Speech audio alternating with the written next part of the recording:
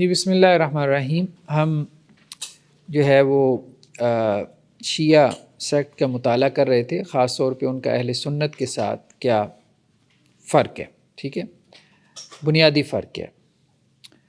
تو ہم نے کہا تھا کہ بنیادی فرق جو ہے وہ امامت کا جو کانسیپٹ ہے، یہ بنیادی ترین فرق ہے اہل سنت اور اہل شیعوں کا. تو ہم بیسیکلی اب اس کو سمجھنا چاہ رہے ہیں.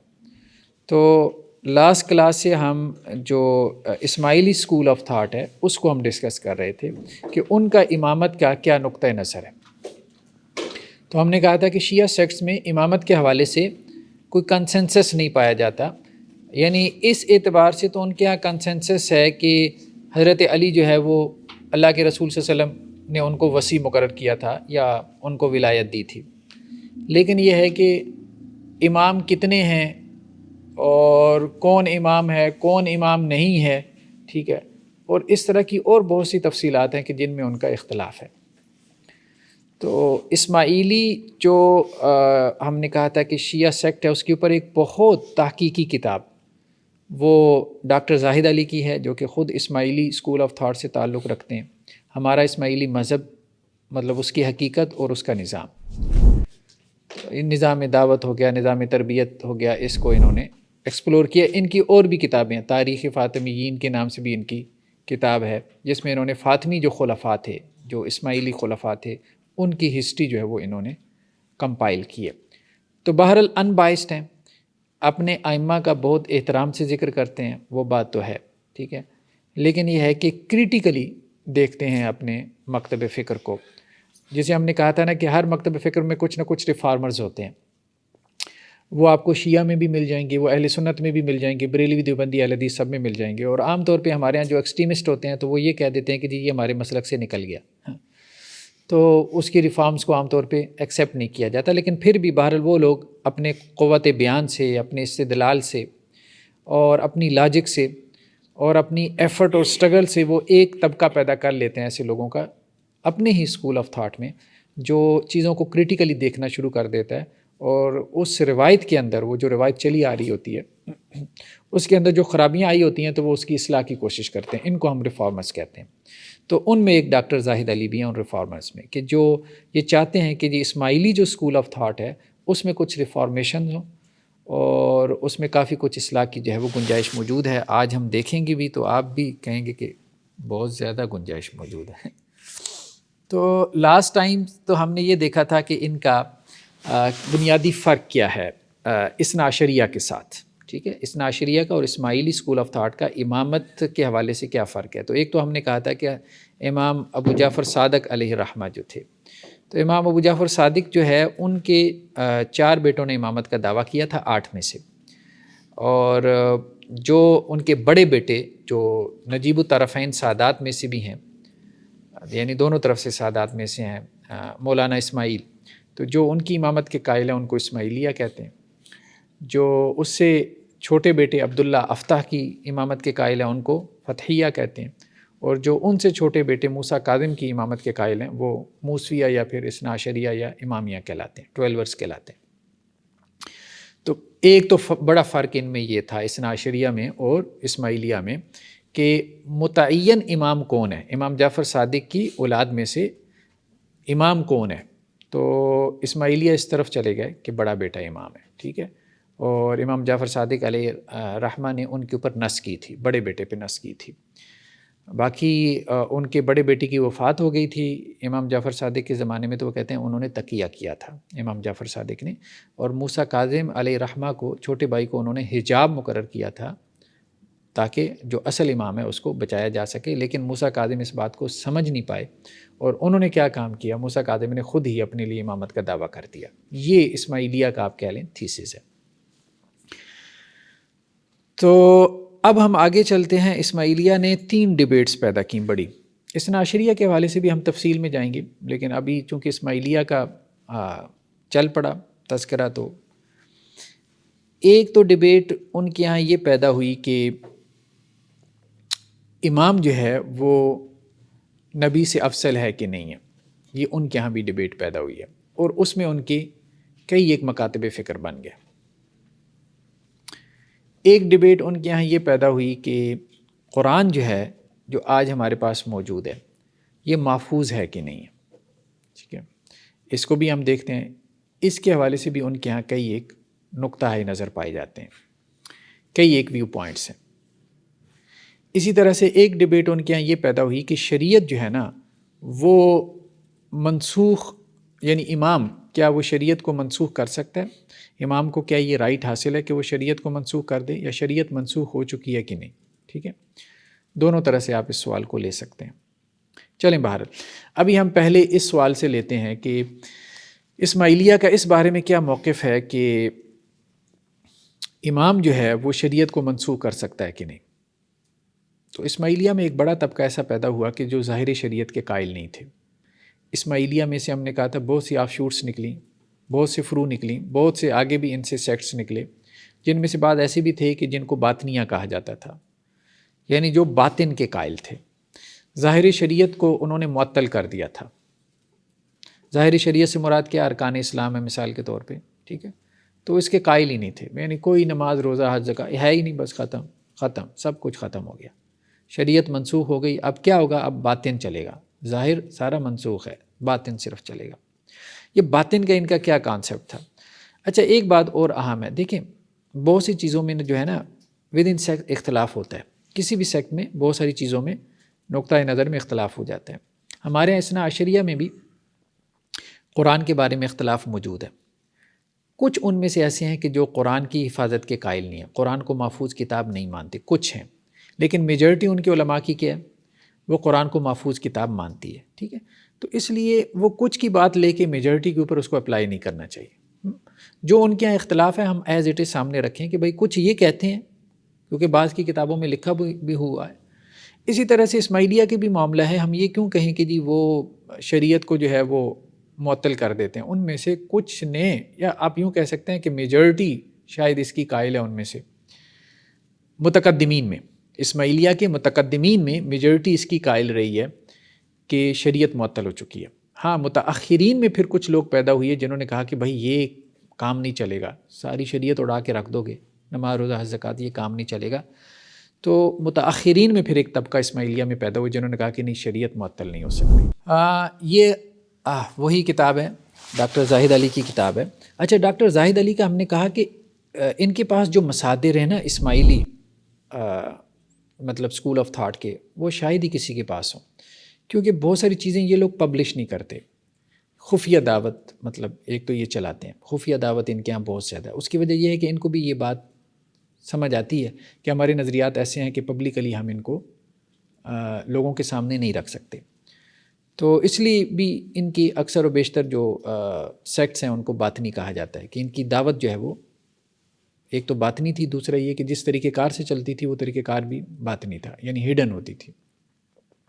تو ایک تو ان کے مصادر عام طور پہ پبلش نہیں ہوتے، دوسری بات یہ ہے کہ بہت سارے ایسے ہیں کہ جو کہ مینوسکرپٹس ہیں، یعنی قلمی مخطوطات ہیں۔ تو ڈاکٹر زاہد علی کے پاس مطلب آپ اس کتاب کا مقدمہ وغیرہ پڑھیں تو ان کے پاس کافی اچھا ریسورس ہے۔ ایک تو خود اسماعیلی خاندان سے تعلق رکھتے تھے، دوسرا پڑھے لکھے تھے، پی ایچ ڈی تھے، عربی زبان کے پروفیسر تھے، اور تیسرا یہ کہ مخطوطات وغیرہ تک ان کی کافی ایکسیس تھی، مینوسکرپٹس تک۔ مینوسکرپٹ کہتے ہیں جو قلمی نسخے جو پبلش نہ ہوئے ہوں، تو اس لیے ان کے جو مطلب مصادر ہیں وہ دوسروں کو وہ اویلیبل نہیں تھے، ٹھیک ہے، کئی اعتبار سے ان کو یہ ایج حاصل ہے اسماعیلیہ کے اوپر جو انہوں نے تحقیق کی ہے۔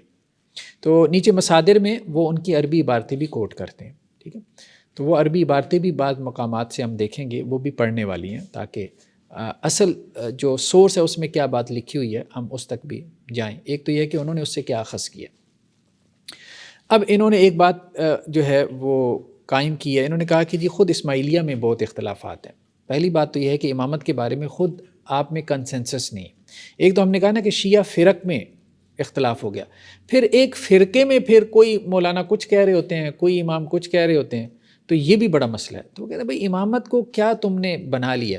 ابھی انہوں نے یہاں پہ 4 مثالیں دی کہ ہمارے اسماعیلی جس تصور امامت کے قائل ہیں، اثنا عشریہ تو چھوڑیں نا، زیدی تو چھوڑیں، وہاں دوسرے سیکٹس کے ساتھ آپ کا کیا اختلاف ہے، شیعہ سیکٹس کے ساتھ، آپ اسماعیلی آپس میں کیا اختلاف کر رہے ہیں امامت کے بارے میں، یا آپ کے بنیادی ترین جو ہے وہ عقائد کے بارے میں کیا اختلافات ہیں، تو لوگ آپ کو کیسے فالو کریں گے؟ تو آپ تو سیکٹ کے اندر سیکٹس بنا کے بیٹھے ہیں۔ تو اس کا مطلب یہ ہے کہ سرٹینٹی آپ کے ہاں بھی نہیں ہے، کوئی چیز حتمی اور قطعی آپ کے ہاں بھی نہیں ہے۔ اگر حتمی اور قطعی ہوتی یا حتمی اور قطعی دلائل سے ثابت ہوتی تو آپ سب تو کم از کم ایک چیز کے اوپر ہوتے۔ اثنا عشریہ میں بھی بہت اختلافات ہیں، وہاں پہ بھی ود ان سیکٹ ہیں۔ کہتے ہیں جی مولانا معز کا یہ عقیدہ ہے کہ اللہ تعالیٰ نے ہمارے 7ویں امام، 7ویں ناطق، 7ویں رسول، ٹھیک ہے، کون تھے یہ 7ویں امام؟ کون تھے؟ محمد بن اسماعیل، ٹھیک ہے، ہاں، امام جعفر صادق کے بیٹے حضرت اسماعیل کو انہوں نے چھٹا بنایا، اور 7ویں محمد بن اسماعیل، ٹھیک ہے۔ اس کو وہ 7ویں ناطق بھی کہتے ہیں۔ ناطق کیوں کہتے ہیں 7ویں؟ کہ انہوں نے کہا کہ پہلے ناطق حضرت آدم تھے، پھر اس کے بعد، ٹھیک، ناطق کا درجہ رسول کا ہوتا ہے، ٹھیک ہے، اور ایک ناطق کیا کرتا ہے؟ پچھلی شریعت کو منسوخ کر کے نئی شریعت لے کے آتا ہے، ٹھیک ہے، اور یہ 7ویں رسول بھی ہیں۔ خاتم ائمہ، ٹھیک ہے، قائم ائمہ، ٹھیک ہے، مولانا محمد بن اسماعیل کے ذریعے شریعت محمدی کے ظاہر کو معطل کر دیا۔ مولانا معز بھی ان کے ائمہ میں سے ہیں، ان کا یہ عقیدہ ہے، ٹھیک ہے، تو یہ ان کے بڑے لوگوں میں سے ہیں مولانا معز۔ وہ یہ کہتے ہیں کہ 7ویں امام نے ظاہر شریعت کو معطل کر دیا، ٹھیک ہے۔ اچھا، ان کی جو ایک تو دعاؤں میں اس کا تذکرہ ہے، دوسرا ان کی مشہور جو کتاب ہے مولانا معز کی، تعویل الشریعہ من کلام امام المعز، ٹھیک ہے، اس کا حوالہ حمید الدین کرمانی نے بھی دیا ہے، کرانی یا کرمانی بارہ، اپنی تصانیف کتاب الریاضہ، کتاب راحت العقل میں دیا ہے، اور اسی طرح ان کے جو باب الابواب تھے، ہم نے کہا تھا نا امام کا ایک باب الابواب بھی ہوتا ہے، انہوں نے ہیرارکی قائم کی ہوئی ہے نا، ناطق ہوتا ہے، پھر مطلب امام ہوتا ہے، پھر امام کے نیچے جو ہے وہ باب الابواب ہوتا ہے، وہ ہیرارکی ہم نے دیکھی تھی لاسٹ لیکچر میں۔ تو مولانا معز جو تھے، جو ان کے ائمہ میں سے تھے، ان کے جو باب الابواب تھے، جعفر بن منصور الیمن، ان کی متعدد کتابوں سے بھی یہی عقیدہ ثابت ہوتا ہے، کیا کہ شریعت منسوخ ہے۔ کس نے منسوخ کی؟ محمد بن اسماعیل نے، جو 7ویں امام تھے، ٹھیک ہے۔ ہاں، خاتم ائمہ مطلب امامت ان پہ ختم ہو گئی نا، محمد بن اسماعیل پہ امامت ختم ہو گئی، ٹھیک ہے۔ قائم، وہ قائم الزماں کہہ دیتے ہیں، مہدی زماں کہہ دیتے ہیں، ٹھیک ہے، یعنی تمام ائمہ ان کے دم سے قائم ہیں۔ اچھا، یہ یہاں پہ یہ بات کہہ رہے ہیں کہ جی یہ جو اذان کی بات کر رہے ہیں کہ اذان کے اندر یہ جو تکرار ہے نا، تو یہ تکرار کس چیز کی دلیل ہے؟ اس چیز کی دلیل ہے کہ قائم جو ہے نا، دلیل علی القائم ينسخ بشریعتہ کل شریعہ، کہ قائم کیا کرے گا؟ ہر شریعت کو اپنی شریعت کے ذریعے منسوخ کر دے گا، ٹھیک ہے، قد تقدمت، جو اس سے پہلے گزر چکی تمام شریعتیں وہ منسوخ کر دے گا۔ ولا یحدث شریعہ، اور کوئی نئی شریعت نہیں لے کے آئے گا۔ وانما یاتی بباطن الشرائع والصحف، بلکہ وہ باطنی شریعت لے کے آئے گا، اور باطنی جو ہے وہ صحیفے لے کے آئے گا، یعنی علم باطن۔ وہ جیسے بعض حضرات صوفیاء میں بھی یہ بات چلتی ہے نا کہ یہ ایک علم ظاہر ہے، یہ مولویوں کے پاس تو علم ظاہر ہے، قرآن اور سنت رسول صلی اللہ علیہ وسلم، اور ایک اللہ کے رسول صلی اللہ علیہ وسلم سے سینہ بسینہ ایک علم ٹرانسفر ہو رہا ہے، اور اس میں بھی عام طور پہ کیا کہتے ہیں، حضرت علی رضی اللہ عنہ کو وہ مصدر بنا لیتے ہیں، ٹھیک ہے۔ ہمارے صوفیاء کے اکثر سلسلے حضرت علی پہ جا کے ختم ہوتے ہیں، حالانکہ ختم تو حضرت ابوبکر صدیق رضی اللہ عنہ پہ ہونے چاہیے تھے، سوائے نقشبندیہ کے۔ نقشبندیہ چلیں وہ حضرت ابوبکر صدیق تک لے کے جاتے ہیں رضی اللہ عنہ، باقی سارے تو باطنی علم بنائے بیٹھے ہیں۔ وہ باطنی علم جو ہے وہ ٹرانسفر ہوتا ہے سینہ بسینہ، اور وہ باطنی علم کیا ہے وہ آگے چل کے ہم کھولتے ہیں کہ وہ اس کے کیا کیا مطلب، اللہ معافی دے کے انسان کہتا ہے پتہ نہیں کہاں سے لے آتے ہیں یہ چیزیں، ٹھیک ہے۔ آج ہم مطلب لبرل طبقے کو کہتے ہیں کہ انہوں نے قرآن کو کھیل تماشا بنا رکھا ہے، یقین مانے ایسی ایسی قرآن مجید کی تفاسیر ہمارے ہاں یہ صوفیاء حضرات کر گئے ہیں، اور یہ باطنی جو تفسیر کرنے والے لوگ ہیں، علم باطن کے قائل ہیں، کہ انسان کہتا ہے اللہ کی پناہ، وہ لبرل بھی سن لیں، وہ کہیں کہ ہم مسلمان ہیں ہاں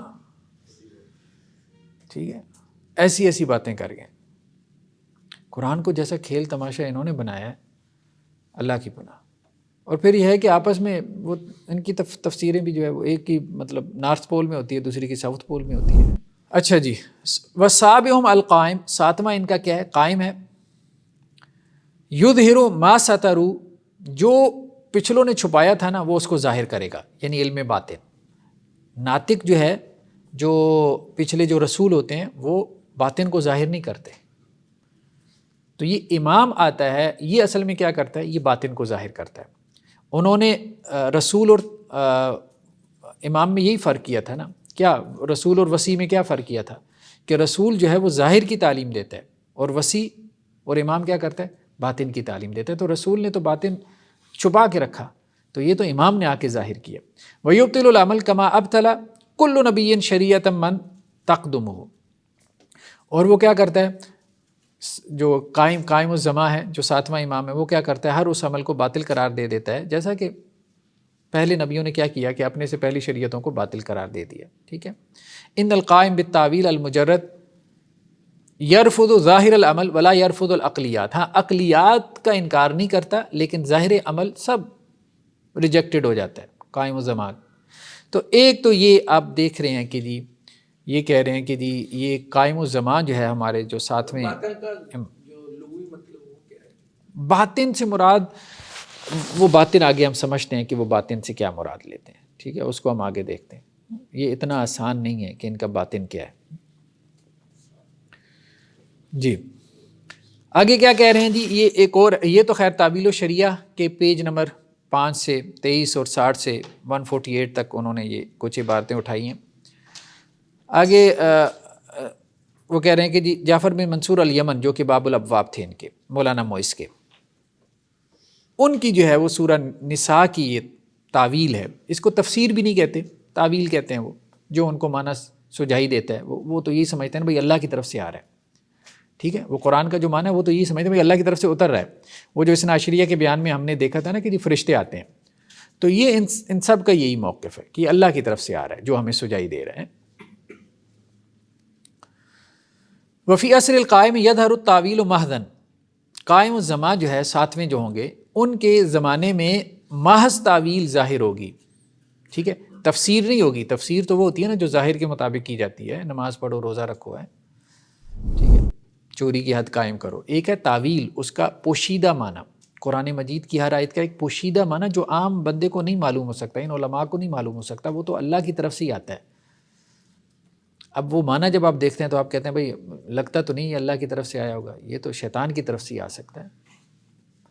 ٹھیک ہے، وہ آپ دیکھیں کہ ایسے ایسے معنی ہیں کہ خود ان کے سامنے رکھے جائیں تو یہ اس پہ مطمئن نہ ہو، یعنی اس کو آپ سامنے بٹھائیں نا اور اسے کہیں کہ یار اب بتاؤ مجھے یہ معنی کر سکتے ہو تم، مطلب کچھ سینسز میں ہو،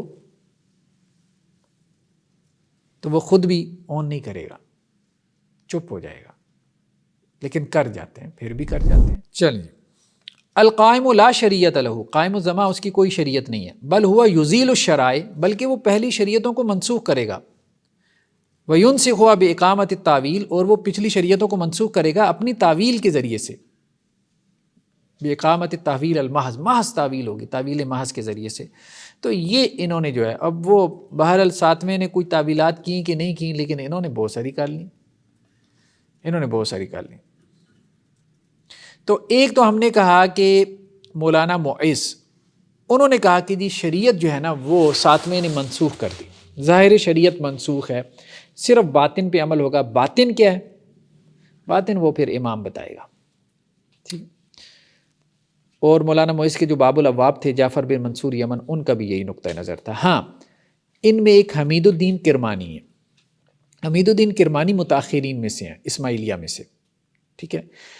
حمید الدین کرمانی کے سوا جیسا کہ ابھی معلوم ہوگا دائیوں کی یہی تعلیم ہے کہ قائم القیامہ کے عہد میں شریعت کے اعمال مرتفع ہو جائیں گے، یعنی باقی نہ رہیں گے۔ کہا جاتا ہے کہ جس طرح آدم کے عہد میں کوئی شریعت نہ تھی، اسی طرح قائم القیامہ کے زمانے میں بھی کوئی شریعت نہیں ہوگی، یعنی ساتویں کے بعد، ساتویں کا زمانہ کب تک چلے گا؟ قیامت تک، ٹھیک ہے، ساتواں امام تو اب قیامت تک چلے گا نا۔ تو جس طرح آدم کے زمانے میں وہ کہتے ہیں شریعت نہیں تھی، اسی طرح ہمارے ہاں میجورٹی جو دائی تھے، اسماعیلی مذہب کے دائی تھے، تو وہ یہی کہتے تھے بھائی شریعت معطل ہو چکی ہے، کیونکہ ہمارے بڑوں کا یہی کہنا ہے۔ ہمارے زمانے میں اس عقیدے کے حقیقی نمائندے وہ اسماعیلی ہیں جو خوجے کہلاتے ہیں۔ کون سے اسماعیلی؟ آغا خانی، ٹھیک ہے، ان کی میجورٹی وہ کہہ رہے ہیں کہ وہ اس عقیدے کی حامل ہے۔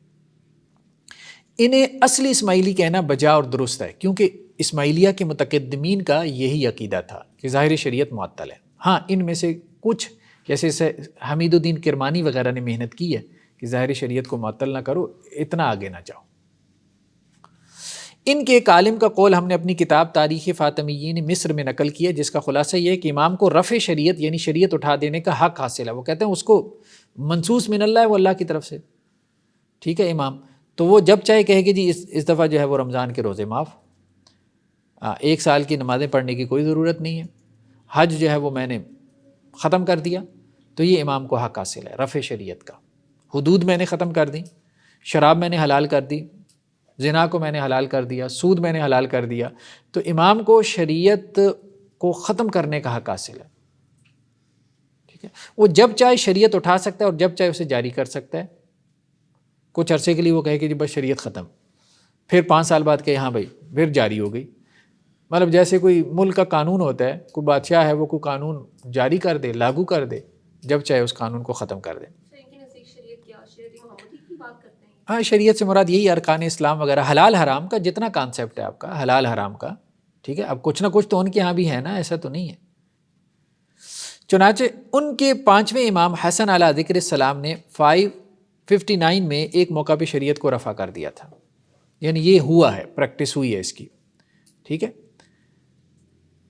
12 کے بعد جو 5واں امام تھا نا، 12 کے بعد، 12ویں تو ان کے مہدی تھے نا، اس کے بعد پھر جو 5ویں امام تھے تو انہوں نے شریعت کو رفع کر دیا تھا۔ کئی سال بعد امام موصوف کے پوتے نے پھر شریعت جاری کر دی، ٹھیک ہے۔ تو سید حمید الدین کرمانی جو مولانا معز کے پوتے اور مولانا حاکم کے باب الابواب ہیں، وہ کیا کہتے ہیں؟ وہ یہ کہتے ہیں کہ بھئی یہ اعتقاد سقیم ہے، یہ شریعت کو اٹھانے والا یہ اعتقاد ٹھیک نہیں ہے، ہر زمانے میں شریعت کا ہونا ضروری ہے، قائم القیامہ بھی اس سے مستثنیٰ نہیں ہو سکتے۔ مولانا معز نے تعطیل شریعت کی ابتدا مولانا محمد بن اسماعیل کے عہد سے بتائی۔ مطلب یہ مسئلہ ان کے یہاں اختلافی ہے کہ شریعت جو ہے وہ معطل ہے یا شریعت کے اوپر عمل ہوگا، اور دوسرا یہ کہ کیا امام کے پاس یہ حق ہے کہ وہ شریعت کو معطل کر سکتا ہے یا نہیں۔ تو متقدمین جو اسماعیلیہ ہیں ان میں میجورٹی اسی کی قائل رہی کہ امام کے پاس یہ حق ہے کہ وہ شریعت کو معطل کر سکتا ہے، اور شریعت معطل ہو چکی ہے۔ یہ بھی میجورٹی کا عقیدہ رہا ہے، یعنی ایک بڑی تعداد کا، کہ 7ویں امام نے محمد بن اسماعیل نے علیہ الرحمہ نے شریعت کو معطل کر دیا تھا۔ ہاں، کچھ کا جو تھوڑا سا بعد میں آئے متاخرین کا یہ عقیدہ ہے کہ نہیں، شریعت معطل نہیں ہو سکتی، اور نہ ہی شریعت معطل ہے، ہمیں ظاہری شریعت پہ عمل کرنا ہے، باقی یہ ہے کہ باطن جو ہے اس کو ہم نے اہمیت دینی۔ دوسری چیز جس میں ان کا اختلاف ہوا وہ یہ کہ قرآن ہمارے پاس محفوظ ہے کہ نہیں، ٹھیک ہے۔ اس میں بھی ان کا اختلاف ہے اسماعیلیہ کا، جیسا کہ اثنا عشریہ کا بھی اختلاف ہے، لیکن اثنا عشریہ کی میجورٹی جو ہے امامیہ کی وہ قرآن کو محفوظ مانتی ہے، لیکن کچھ جو ہے وہ قرآن کو محفوظ نہیں مانتے۔ اس کی وجہ کیا ہے کہ کافی میں روایتیں موجود ہیں ایسی، یعنی ان کے حدیثی ذخیرے میں، اثنا عشریہ کے بھی حدیثی ذخیرے میں آپ کو ایسی حدیثیں مل جاتی ہیں کہ قرآن محفوظ نہیں ہے، لیکن ان کے علماء ان کی تعویل پھر کر لیتے ہیں، چلیں جیسی بھی تعویل کر لیں، ان کو ضعیف قرار دے دیں یا اور طرح سے ان کی تعویل کر لیں، ٹھیک ہے۔ تو اگر وہ قرآن کو محفوظ مان رہے ہیں تو ہمیں ان کے اوپر کوئی عقیدہ تھوپنے کی ضرورت نہیں ہے کہ بھئی آپ محفوظ نہیں مانتے۔ ہاں، ان میں سے کچھ ایسے ہیں جو تو پھر بمانگے دول کہتے ہیں بھئی نہیں ہے جیسے ابھی آپ یہاں پہ بھی ان کو بھی دیکھ لیں، ان میں بھی کچھ ایسے ہیں۔ کہتے ہیں جی سیدنا قاضی نعمان اور باب الابواب سیدنا حمید الدین کرمانی، اب کرمانی جو ہے انہوں نے شریعت تو مان لی، قرآن کی باری آئی تو کہنے لگے جی قرآن محفوظ نہیں ہے، ٹھیک ہے۔ ان دونوں کا اتفاق اس امر پر ہے کہ مولانا علی نے حضرت صلی اللہ علیہ وسلم کی وفات کے کچھ بعد ہی قرآن جمع کر کے لوگوں کے روبرو پیش کیا۔ آپ سلم چلے گئے، حضرت علی نے قرآن کو جمع کر کے لوگوں کو کہا کہ جی یہ آپ صلی اللہ علیہ وسلم کے اوپر نازل ہوا ہے، لیکن دشمنی کی وجہ سے اسے قبول نہیں کیا گیا، ٹھیک ہے، اور کہا گیا کہ ہمارے پاس جو کلام اللہ ہے وہ کافی ہے۔ کس نے کہا؟ یہ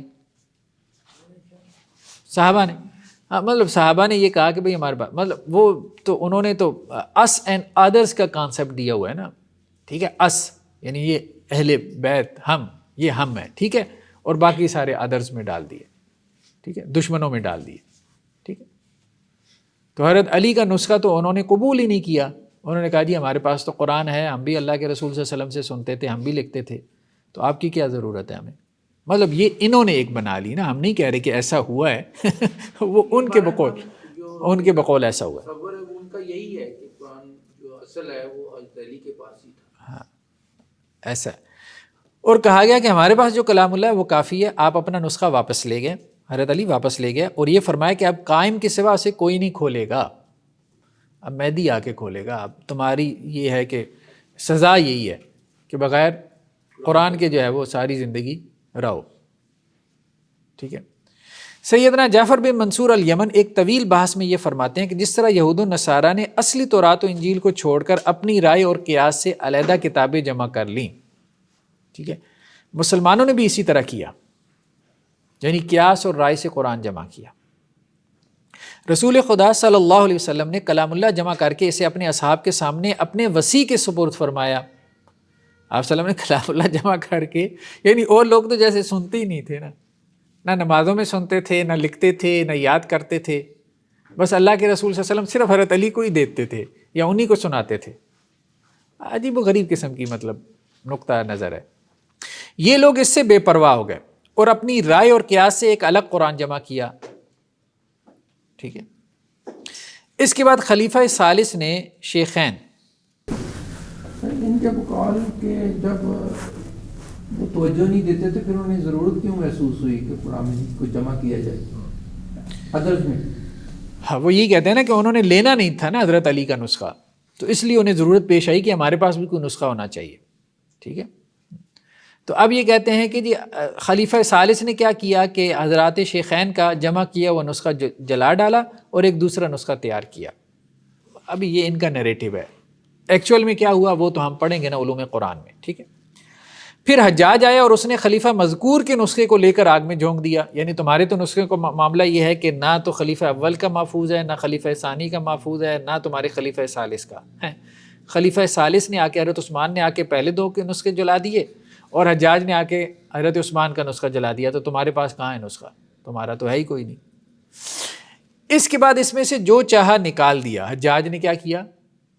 وہ چونکہ بنو امیہ میں سے تھا تو اس نے تو سب سے پہلے اہل بیت والی آیتیں نکالنی تھیں، ٹھیک ہے، اماموں والی آیتیں نکالنی تھیں، تو وہ بنو امیہ نے یہ سازش کی ہے کہ قرآن میں سے وہ ساری آیتیں نکال دیں جو کہ ائمہ سے متعلق تھیں، اور ایسی کتاب تالیف کی جو اب ان کے پاس یعنی قرآن محفوظ نہیں ہے۔ یہ اصل میں حجاج کا نسخہ ہے، حجاج بن یوسف کا، جو اس وقت یہ سارے لوگ پڑھ رہے ہیں، ان کے پاس بھی، شیعہ کے پاس بھی وہ حجاج بن یوسف کا ہے، یہ نہیں کہ ان کے پاس، وہ تو کہتے ہیں مہدی آئے گا تو وہ لے کے آئے گا نا، اب اصل والا مہدی لے کے آئے گا، وہ مہدی کے پاس ہے۔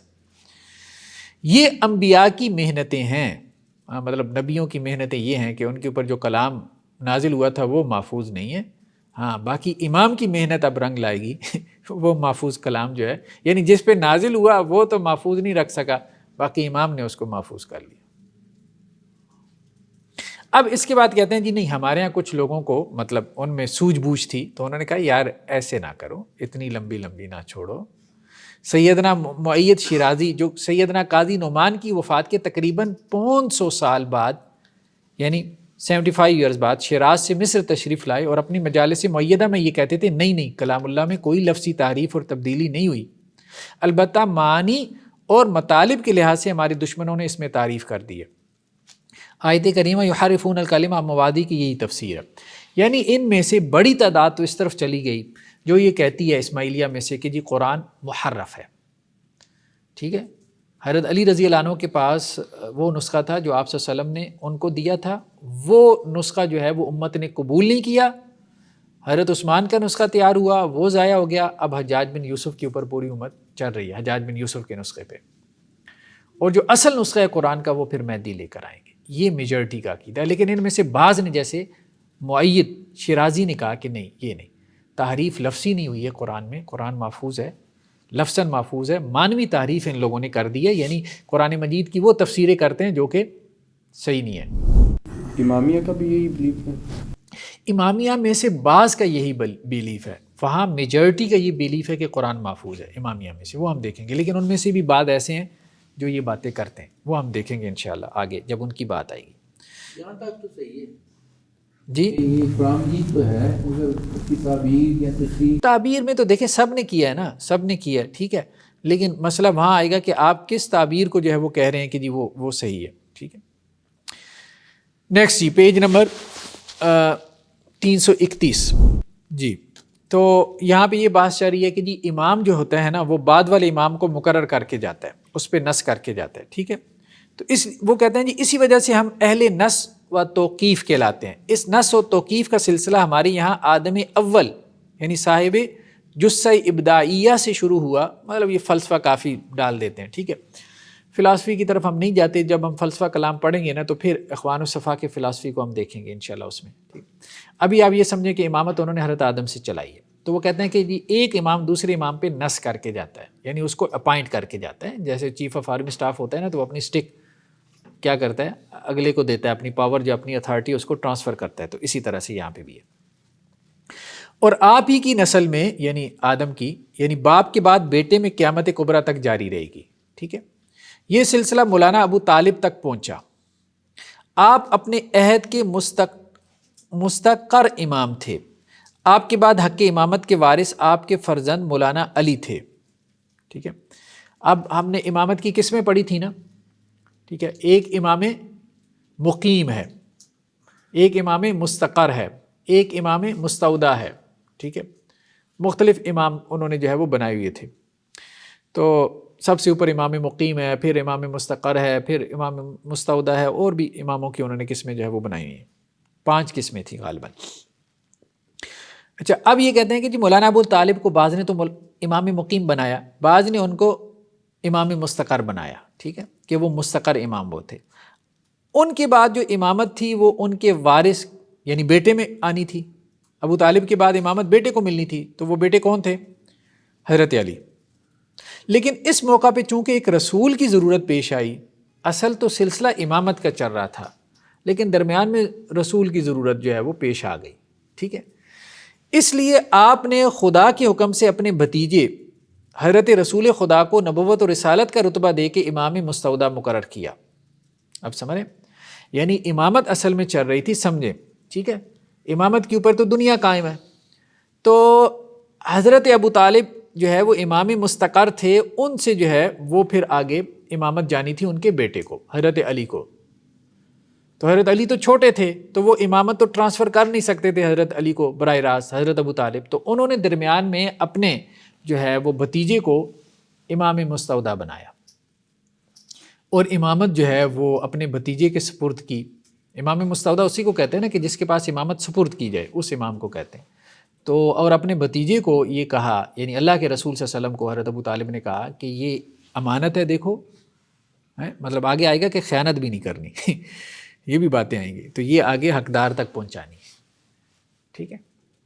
تو یعنی اصل امامت ہے، باقی نبوت تو بس وہ چل رہی ہے، بس درمیان میں آ گئی ہے، اس کی کوئی ضرورت پڑ گئی ہے.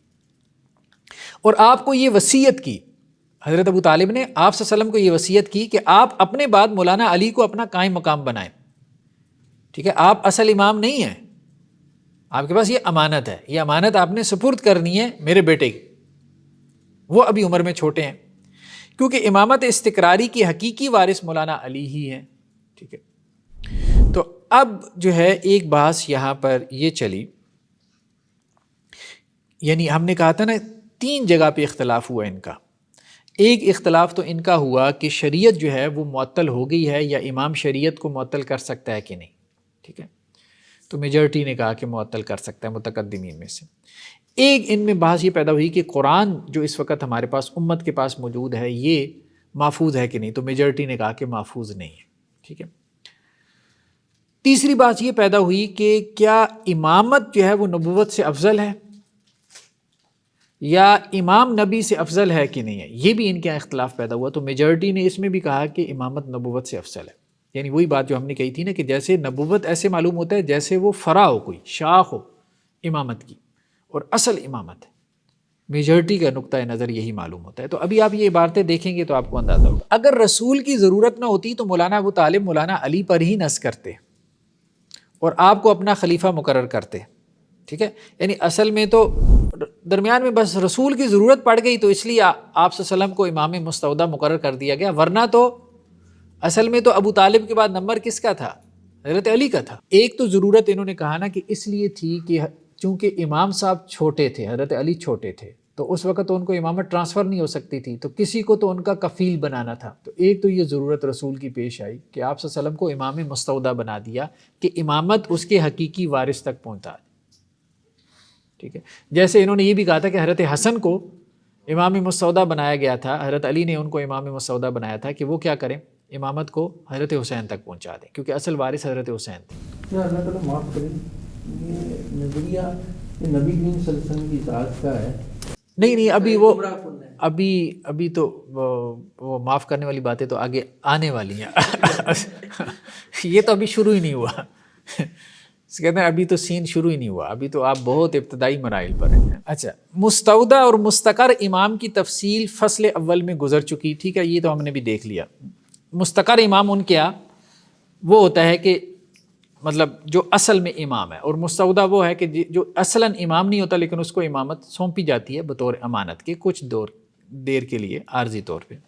بہرحال مولانا ابو طالب کی وصیت کے مطابق حضرت صلی اللہ علیہ وسلم اپنی زندگی میں مولانا علی کی طرف امامت کے اشارے فرماتے رہے. یعنی آپ صلی اللہ علیہ وسلم ساری زندگی کام یہی کرتے رہے کہ بھائی میں تو کچھ نہیں ہوں، اصل میں تو یہ ہے. ٹھیک ہے، میں تو بس درمیان میں آ گیا ہوں، اصل میں تو یہ علی ہے. ٹھیک ہے، مولانا ابو طالب بھی تو مولانا ابو طالب کی وصیت کے مطابق حضرت صلی اللہ علیہ وسلم اپنی زندگی میں مولانا علی کی طرف امامت کے اشارے فرماتے رہے، جنہیں ہم نصوص خفیہ کہتے ہیں.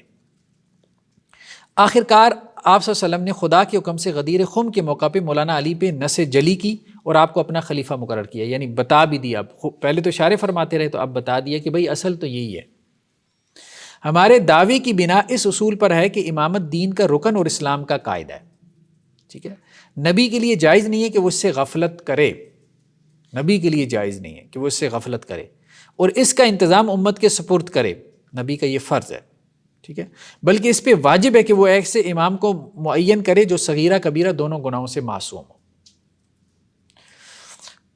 اچھا، اب ہم آگے چلتے ہیں. مزید یہ کیا کہتے ہیں، دیکھیں جی، اب وہ جو آپ کہہ رہے ہیں نا جی توبہ والی بات.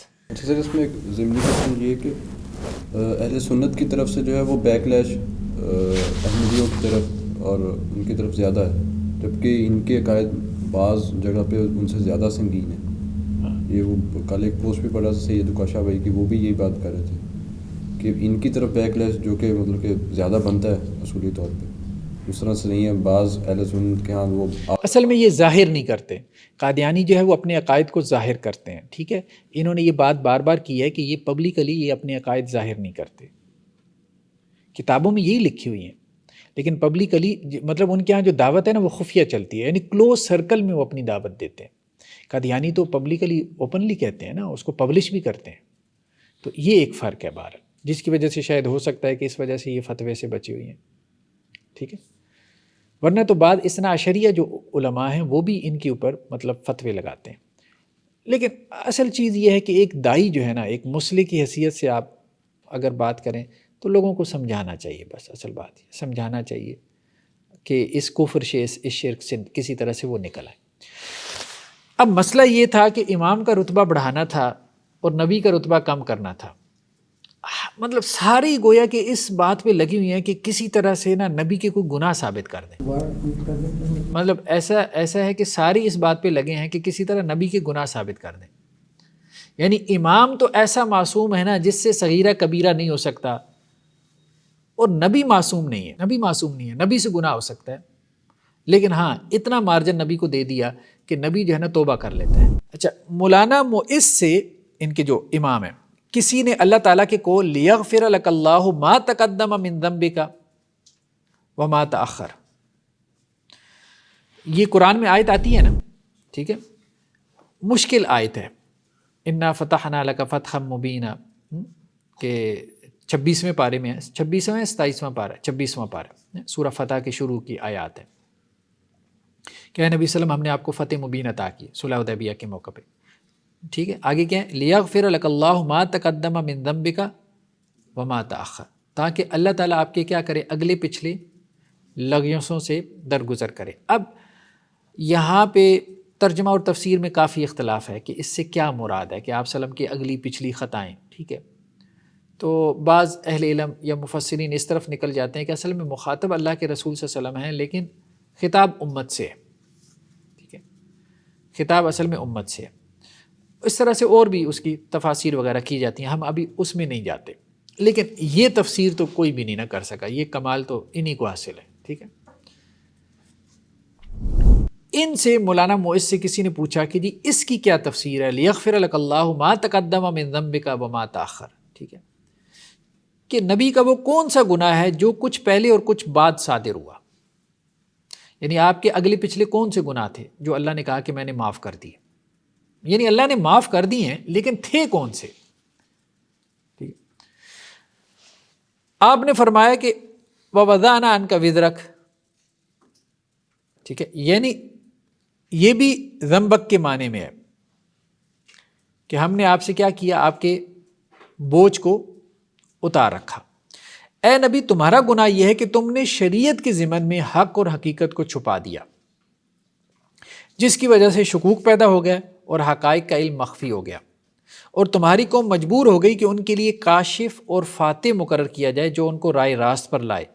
تمہارا حقیقت کو تمام لوگوں سے چھپانا ایک گناہ تھا جسے ہم نے معاف کیا.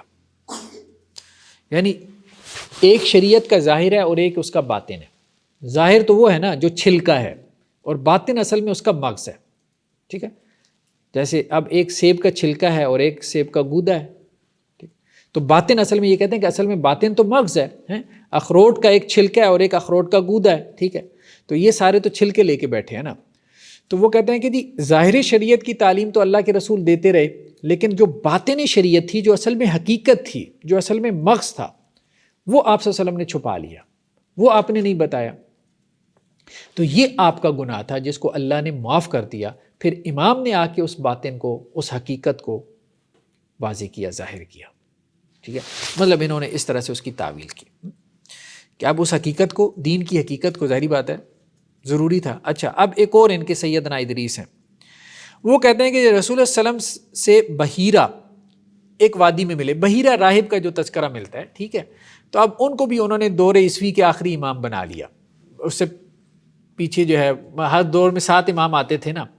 ٹھیک ہے، تو ہر دور میں 7 امام آتے تھے، تو وہ جو حضرت عیسیٰ کے بعد جو 7 آئے نا، تو ان میں سے 7ویں کون تھے؟ بحیرہ راہب تھے. اور نبوت کی میراث جو ان کے پاس تھی وہ آپ کے سپرد کی. ٹھیک ہے، بحیرہ راہب کے پاس نبوت کی میراث تھی، وہ انہوں نے سپرد کی، جس کی وجہ سے آپ نبی ہو گئے. ٹھیک ہے، اس کے بعد آپ اپنی قوت کے کمال کو پہنچے اور وہی آپ پر نازل ہوئی، یعنی 40 سال کی عمر میں، جس کی بدولت آپ رسول ہوئے. ٹھیک ہے، پہلے آپ کو نبوت ملی بحیرہ راہب سے، وہ بھی امام تھے. یعنی نبوت بھی اصل میں امام کے پاس ہوتی ہے، وہ امام ہی ہوتا ہے جو آگے نبوت بھی بانٹ رہا ہے. ہاں، رسالت جو ہے وہ وحی کے آنے سے ملی ہے. ٹھیک ہے، رسول آپ 40 سال کی عمر میں جا کے بنے ہیں، نبی تو آپ کو امام نے پہلے ہی بنا دیا تھا، بحیرہ راہب نے، جس کی بدولت آپ رسول ہوئی ہے. آپ کو یہ گمان پیدا ہوا کہ ابو طالب کے بعد میرے سوا کوئی امام نہیں ہے. اچھا، جب آپ کے اوپر وحی نازل ہوئی نا، تو آپ نے کہا میرے پاس نبوت بھی آ گئی، میرے پاس رسالت بھی آ گئی، اب امام بھی میں ہی ہوں. آپ صلی اللہ علیہ وسلم کو یہ خیال پیدا ہو گیا کہ امام بھی میں ہی ہوں. ٹھیک ہے، اس گمان کی وجہ سے ان موارد روحانیہ میں سے جو آپ کو حدود علویہ کے ذریعے پہنچتے تھے فطور پڑ گیا. تھوڑا سا مطلب مشکل عبارت ہے. ان مواد روحانیہ یعنی کہہ رہے ہیں کہ جی ہوا کیا ہے کہ جب آپ کے یہ خیال پیدا ہوا نا، تو یہ خیال تو بہرحال ٹھیک نہیں تھا. آپ نبی اور رسول تھے، امامت کے درجے کو تو آپ ابھی پہنچے ہی نہیں تھے آپ صلی اللہ علیہ وسلم. تو آپ صلی اللہ علیہ وسلم کو طلب پیدا ہوگی کہ امام مجھے بنا دیا جائے. تو یہ طلب کی وجہ سے اللہ نے وحی کا سلسلہ بند کر دیا کہ آپ نے اپنے مقام اور مرتبے سے بلند تر مقام اور مرتبہ کیوں طلب کر لیا، اس کی خواہش بھی کیوں کی آپ نے امامت کی. تو رسول اللہ صلی اللہ علیہ وسلم نے جب امامت کی خواہش کی تو وہ مواد روحانیہ جو حدود علویہ کے ذریعے سے پہنچ رہے تھے، آسمانوں سے جو مواد روحانیہ جو وحی نازل ہو رہی تھی، اس میں فطور پڑ گیا. یعنی فطرت وحی کو اصل میں انہوں نے واضح کیا ہے کہ جی وحی رکی کیوں تھی. آپ کو پتہ ہے نا سیرت میں مطلب وحی آئی اور پھر اس کے بعد کچھ عرصے کے لیے بند ہو گئی. تو یہ وحی اصل میں بند ہوئی تھی رسول اللہ صلی اللہ علیہ وسلم کے ایک گناہ کے سبب سے، یہ ان کا کہنا ہے. ٹھیک ہے، اور وہ گناہ آپ صلی اللہ علیہ وسلم سے کیا ہوا تھا؟ تو اس میں اسماعیلی یہ کہتے ہیں کہ جی آپ صلی اللہ علیہ وسلم سے یہ گناہ ہوا تھا، یہ مولانا ادریس کہتے ہیں کہ آپ نے امامت کے مرتبے کی خواہش کر لی تھی، یہ آپ کا پہلا گناہ تھا. یہ دیکھیں نا آگے، یہ آپ کا پہلا گناہ تھا، ٹھیک ہے، کیونکہ آپ کے نفس نے ایک ایسا رتبہ حاصل کرنے کی کوشش کی جو آپ کا نہ تھا. وہ تو اللہ نے علی کو دینا تھا رضی اللہ عنہ، وہ تو آپ صلی اللہ علیہ وسلم کے لیے وہ رتبہ تو تھا ہی نہیں امامت کا. پھر آپ کو معلوم ہوا کہ اس میں تو اللہ کا ایک راز ہے اور حقیقی امام دوسرا ہے، یعنی مجھے اللہ نے نبی رسول بنایا ہے، مجھے امامت کی خواہش نہیں کرنی، امام اللہ نے کسی اور کو ہی بنایا.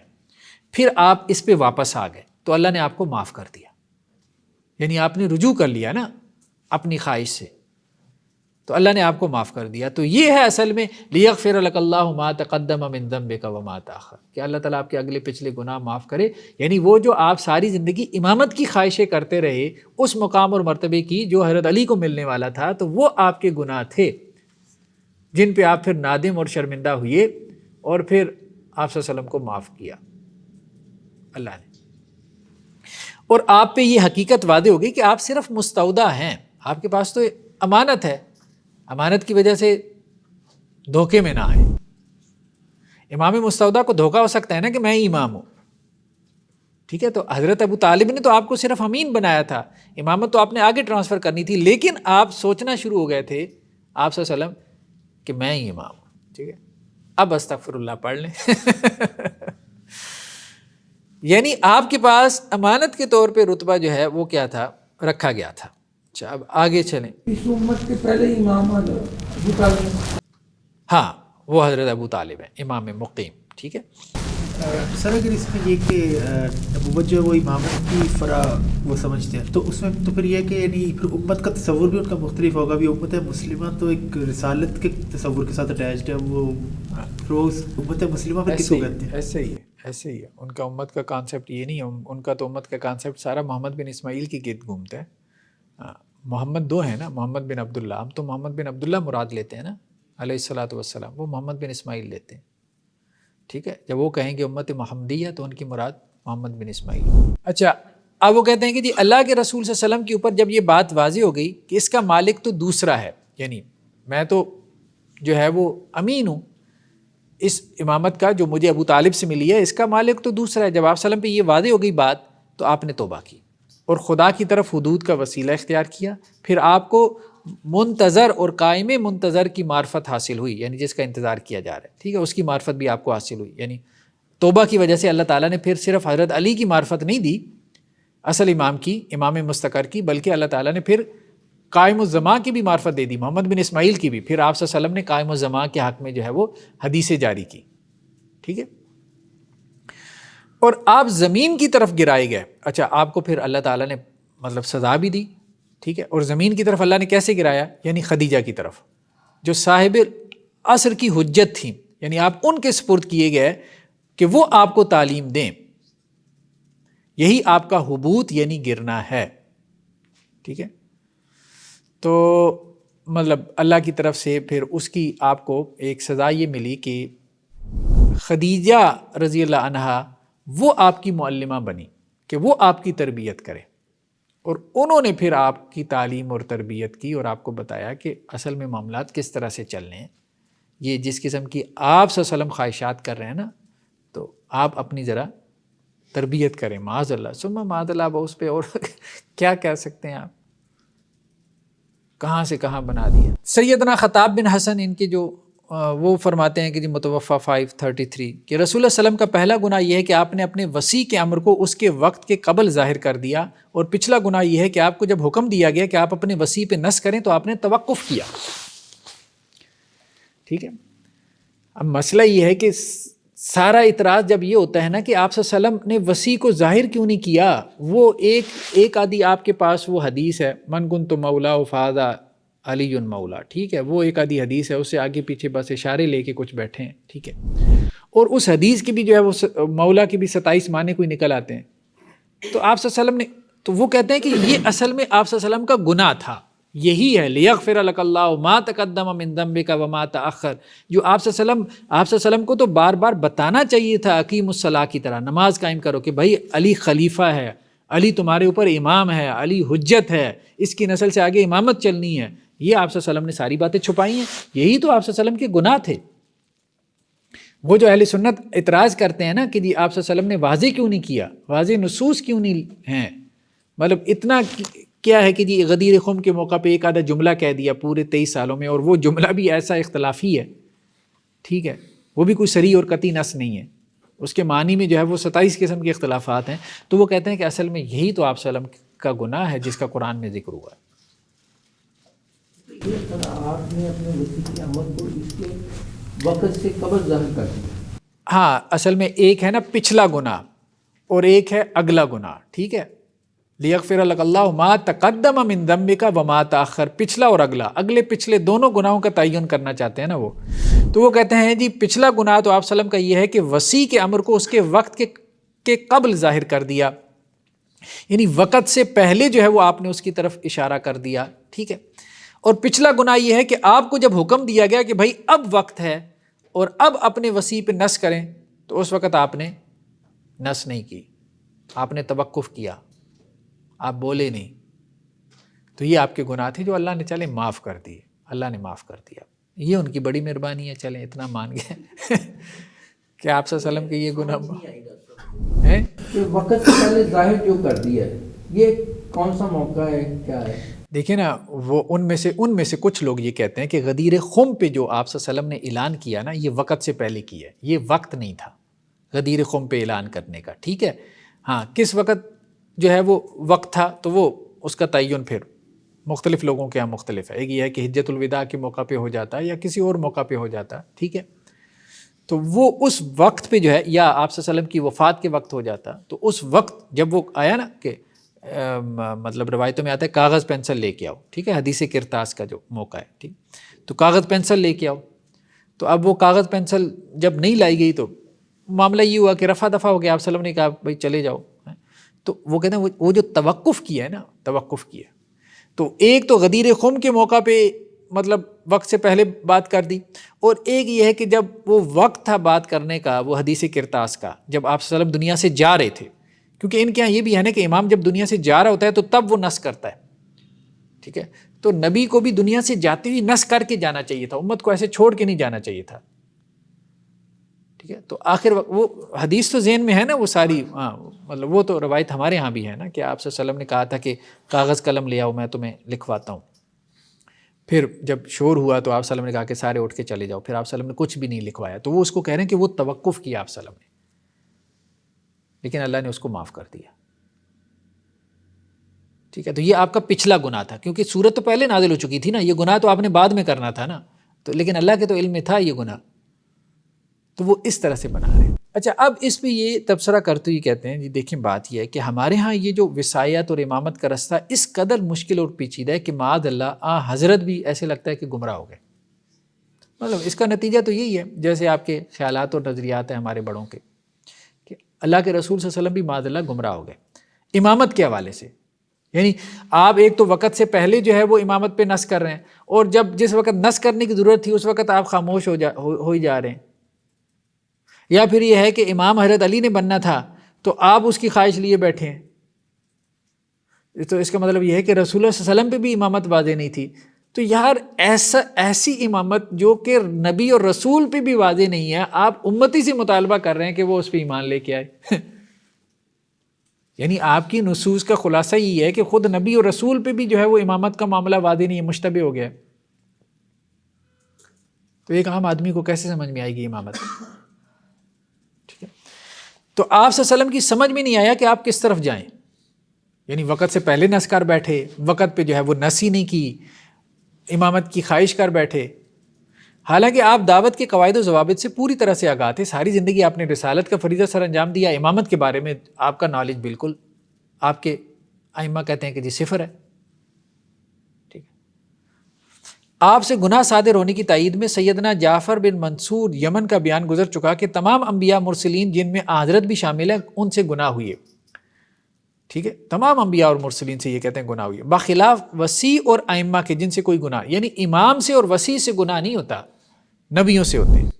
ہماری تعویل کو چھپانے کی ایک وجہ یہ بھی ہے کہ اگر اہل ظاہر یہ باتیں معلوم کر لیں تو ہم کو مسلمان نہ کہیں گے، وہ کہتے ہیں کہ یہ باتیں ہم پبلک میں نہیں کرتے، ٹھیک ہے، یہ باتیں کتابوں میں ضرور لکھی ہوئی ہیں، کلوز سرکل میں ہوتی ہیں، ٹھیک ہے، جب خفیہ دعوت پھیلائی جاتی ہے تو اس وقت ہوتی ہیں یہ، لیکن یہ ہے کہ اہل و ظاہر میں جا کے کریں گے تو وہ تو جوتے ماریں گے آپ کو۔ ہمارا یہ دعویٰ ہے کہ ہمارے دائیوں نے اماموں سے، اماموں نے وسیع سے، وسیع نے حضرت صلی اللہ علیہ وسلم سے، اور حضرت صلی اللہ علیہ وسلم نے خدا سے علم حاصل کیا، ٹھیک ہے۔ دائی جو تھے، جو دعوت کا کام کر رہے تھے، انہوں نے کس سے علم حاصل کیا؟ امام سے، ٹھیک ہے۔ امام نے کس سے حاصل کیا؟ وسیع سے، ٹھیک ہے۔ وسیع نے کس سے حاصل کیا؟ حضرت صلی اللہ علیہ وسلم سے، اور حضرت صلی اللہ علیہ وسلم نے خدا سے علم حاصل کیا، ٹھیک ہے۔ ایک پوری چین بنا لی نا، مطلب حضرت علی نے حضرت محمد صلی اللہ علیہ وسلم، ٹھیک ہے، ہاں یہاں تک ان کا جو ہے نا مقدمہ مختلف ہو گیا۔ ہاں، اب وہ یہی کہہ رہے ہیں نا، ہماری تعلیمات میں کچھ اختلاف نہیں، ٹھیک ہے۔ مقدمہ یہ قائم کرتے ہیں کہ جی سورس اللہ تعالیٰ ہے، سورس اللہ تعالیٰ ہے۔ جب سورس اللہ تعالیٰ ہے تو دوسری طرف آپ کہہ رہے ہیں کہ اہل و ظاہر کا کوئی امام کچھ کہتا ہے، کوئی امام کچھ کہتا ہے، تو آپ کا جب سورس اللہ تعالیٰ ہے تو سب ایک ہی بات کریں، تو خود اسماعیلیوں میں کیوں اختلاف ہوا؟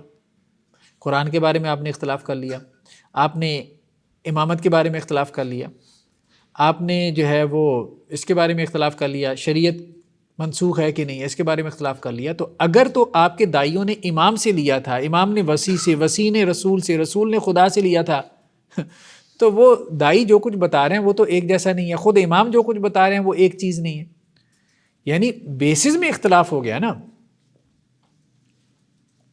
تو اس کا مطلب یہ ہے کہ یہ سارا جو آپ نے نظام بنائے ہوئے یہ اس طرح سے نہیں ہے جیسے آپ کہہ رہے ہیں۔ مولانا ابو طالب مستقر امام تھے، ٹھیک ہے، امام مستقر تھے، ٹھیک ہو گیا، اور چاروں مراتب نبوت، رسالت، وصایت اور امامت کے مالک تھے۔ دیکھیں، نبوت بھی ان کے پاس تھی، رسالت بھی حضرت ابو طالب کے پاس تھی، وصایت بھی ان کے پاس تھی، امامت بھی ان کے پاس تھی۔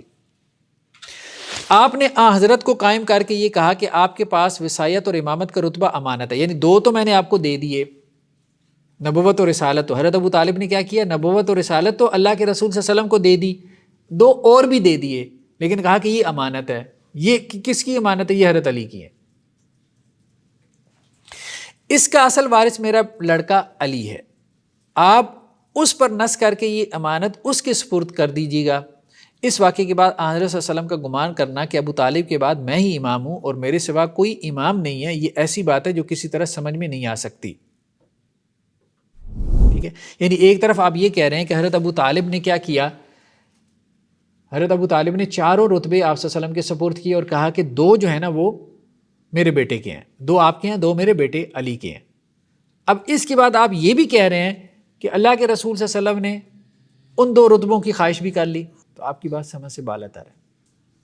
ابو طالب کی وفات میں علی جو ہیں وہ کوئی 18-20 سال کے نوجوان تو ہوں گے؟ حضرت علی جو ہے نا، ہاں حضرت علی جوانی میں تھے۔ وہ بھی زندگی میں ابو طالب کو ٹرانسفر کر دیتے ہیں۔ سر ان کی یہ بات سمجھا دیں، کیا کہنا چاہ رہی ہیں؟ وہ اصل میں اسماعیلیہ کے اوپر اعتراض کر رہے ہیں نا، وہ یہ کہہ رہے ہیں کہ آپ کی جو اسماعیلیہ کا جو نیریٹو ہے نا وہ سیلف کنٹراڈکٹری ہے۔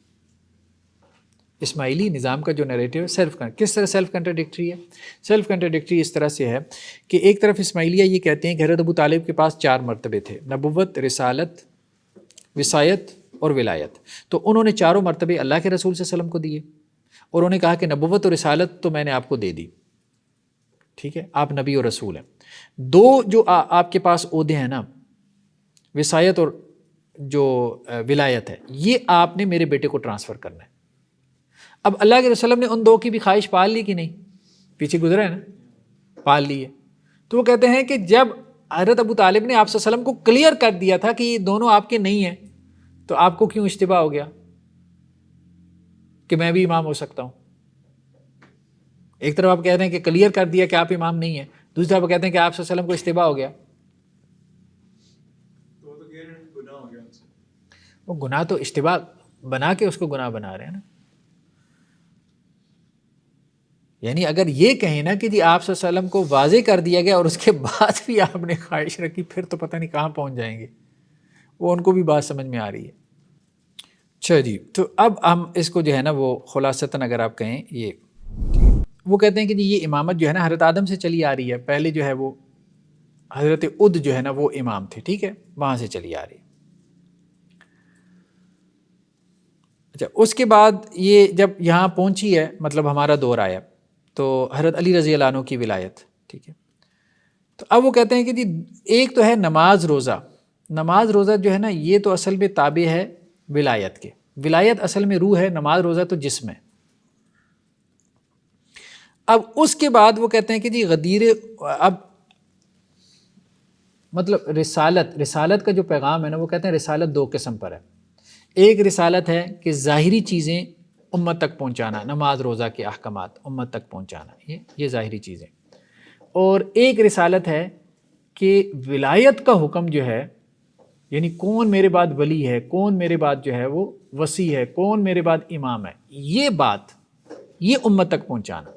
تو وہ کہتے ہیں کہ نماز روزہ پہنچانا نا یہ تو ایسی ہے جیسے جسم ہے، یعنی نماز روزہ آپ صلی اللہ علیہ وسلم نے اپنی امت تک پہنچا دیا تو یہ ایسی ہے جیسے انسانی جسم ہے، اور آپ صلی اللہ علیہ وسلم نے حضرت علی کی امامت کا جو عقیدہ ہے وہ امت تک پہنچایا تو یہ اصل میں روح ہے۔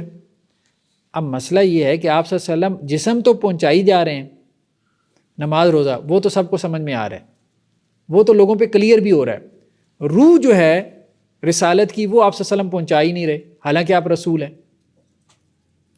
اور رسالت کی روح کیا ہے؟ حضرت علی کی ولایت اور امامت۔ ولایت اور امامت کے بارے میں تو دیکھیں یہ خود کہہ رہے ہیں، جس قسم کے بیانات انہوں نے دے دیے کہ آپ صلی اللہ علیہ وسلم کنفیوز تھے ولایت اور امامت کے بارے میں، یہی کہہ رہے ہیں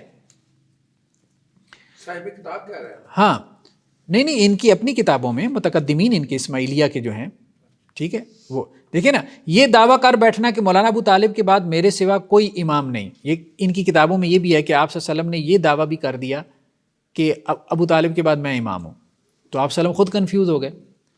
کبھی وسیع کے امر کو قبل اس وقت ظاہر کر دینا، کبھی کوئی کہتا ہے کہ جی آپ صلی اللہ علیہ وسلم نے وقت سے پہلے حضرت علی کی امامت ظاہر کر دی، کبھی اللہ تعالیٰ کے حکم پہنچنے کے بعد بھی وسیع پہ نص کرنے سے توقف کرنا، کبھی کوئی کہتا ہے کہ جی آپ اللہ کا حکم آ گیا تھا کہ آپ متعین کر جائیں، اپوائنٹ کر دیں حضرت علی کو، تو حدیث کرتاس کی جب نزع کا عالم ہوا تو آپ صلی اللہ علیہ وسلم نے جو ہے وہ کاغذ پینسل منگوا کے پھر واپس کروا دیا، حضرت علی کو اپوائنٹ ہی نہیں کیا، ٹھیک ہے۔ تو اسی طرح سے مولانا معز نے حضرت صلی اللہ علیہ وسلم کی شریعت کی وجہ کوئی گناہ کرا دیا، تو یہ اس قسم کی جتنی بھی چیزیں ہیں تو وہ کہتے ہیں کہ جی یہ سب سیلف کنٹراڈکٹری قسم کے بیانات ہیں، ٹھیک ہے۔ اب یہاں پہ دیکھیں سیدنا جعفر بن منصور یمن کہتے ہیں کہ تمام انبیاء کی حد تنزیل ہے، ان کی شریعتوں میں اختلاف اور شبہ پایا جاتا ہے، ان سے گناہ صادر ہوئے، انہوں نے ایسے مراتب طلب کیے جن کے وہ مستحق نہ تھے، وہ سب غیر معصوم تھے۔ بالکل کلیئر کٹ بیان ہے کہ نبی جو ہے اس سے گناہ بھی ہوتا ہے، نبی جو ہے وہ غیر معصوم ہوتا ہے، نبی جو ہے وہ ایسے مقام اور مرتبے کی خواہش رکھتا ہے جس کا وہ مستحق نہ ہو، اور نبی آپس میں اختلاف بھی کرتے ہیں، جیسے آپ کہتے ہیں مولوی سارے اختلاف کرتے ہیں، مطلب یہ ڈی گریڈ کرنے کا ایک انداز ہے انبیاء کو، اور امام کو ایک بڑھانے کا انداز ہے کہ آپ امام کو نبی سے بڑھا رہے ہو۔ تو ایک طرف تو نبیوں کو یوں ڈیفائن کیا نا کہ نبیوں کی تو شریعتوں میں اختلاف ہے جی، ایک نبی کوئی بات کر رہا ہے، دوسرا نبی کوئی بات کر رہا ہے، اور نبی تو ایسے عہدوں کی خواہش رکھتے تھے جو اللہ ان کو دینا نہیں چاہتا تھا، اور نبی تو مطلب ان سے گناہ بھی ہوئی ہے، خود قرآن نے ذکر کر دیا۔ اچھا وہ پھر بیان کرتے ہیں نا قرآن کی آیتیں، آدم علیہ السلام جو ہے ان کے بارے میں وہ جو درخت کا پھل کھا لیا، حضرت یونس علیہ السلام جو کہ مچھلی کے پیٹ میں چلے گئے، ٹھیک ہے، اللہ کے رسول کے بارے میں عبس وتولی ان جاءہ الاعمی، ٹھیک ہے، تو اس قسم کی باتیں بیان کرتے ہیں، تو وہ آیات وہ لے لے، وہ کہتے ہیں دیکھو قرآن خود کہتا ہے نبیوں سے گناہ ہوتے ہیں۔ سیدنا جعفر بن منصور الیمنی یہ کس دور میں تھے؟ جعفر بن منصور الیمن یہی ہمارے مڈل ایجز میں، مڈل ایج شیخ یہ جو انہوں نے ٹیکسٹ میں حضرت کے ساتھ سلام لکھا ہوا ہے صلی اللہ علیہ وسلم کو ایبریویشن کے ساتھ سلام لکھتے ہیں، ان میں حضرت صلی اللہ علیہ وسلم بھی شامل ہیں، چنانچہ اللہ تعالیٰ خود آپ کو خطاب کر کے فرماتا ہے انا فتحنا لک فتحا مبینا لیغفر لک اللہ ما تقدم من ذنبک وما تاخر، تو کہتے ہیں نبی صلی اللہ علیہ وسلم کے بارے میں اللہ نے کہہ دیا کہ میں نے آپ کے اگلے پچھلے گناہ معاف کر دیے، تو اس کا مطلب یہ ہے کہ نبی صلی اللہ علیہ وسلم سے بھی گناہ ہوئی ہے، لیکن کہتے ہیں بخلاف اس کے آپ کے وسیع مولانا علی اور آپ کی نسل سے جتنے ائمہ ہوئے ان کی حد تعویل ہے جس میں کوئی اختلاف نہیں پایا جاتا، یعنی ائمہ کی بات میں آپ کو اختلاف نہیں ملے گا، رسولوں کی بات میں آپ کو اختلاف ملے گا، کیونکہ رسول ظاہر کے اوپر چل رہے تھے، ظاہر میں بڑا اختلاف ہوتا ہے، امام باطن بتا رہے تھے، شریعت کا باطن، شریعت کی اصل حقیقت ریالٹی کیا ہے وہ امام بتاتے ہیں، تو اماموں میں اختلاف نہیں ہوتا، تو اس لیے امام کا درجہ رسولوں سے بڑھ کر ہوتا ہے۔ یہ جتنا ہم نے پڑھا ہے اماموں میں تو واضح فرق ہمیں اختلاف کیا بلکہ جنگ و جدل نظر آ گیا۔ تو قرآن کی اس آیت سے استدلال کرتے ہیں ما تری فی خلق الرحمن من تفاوت، رحمان کی تخلیق میں کوئی آپ کو فرق نظر نہیں آئے گا، ٹھیک ہے۔ تو اماموں نے ایسے مراتب طلب نہیں کیے جن کے وہ مستحق نہ تھے، یہ سب ملائکہ بالفعل اور معصوم ہیں، فرشتوں کی طرح معصوم ہیں امام، اور 4 درجے انبیاء مرسلین سے افضل ہیں، نبیوں سے 4 درجے اوپر ہیں امام۔ سیدنا موصوف نے اس مقام پہ طویل بحث کی جو تقریباً 6 صفحوں پر ہے، بہرحال یہ آگے عربی کی عبارتیں ہیں ان کی، ٹھیک ہے۔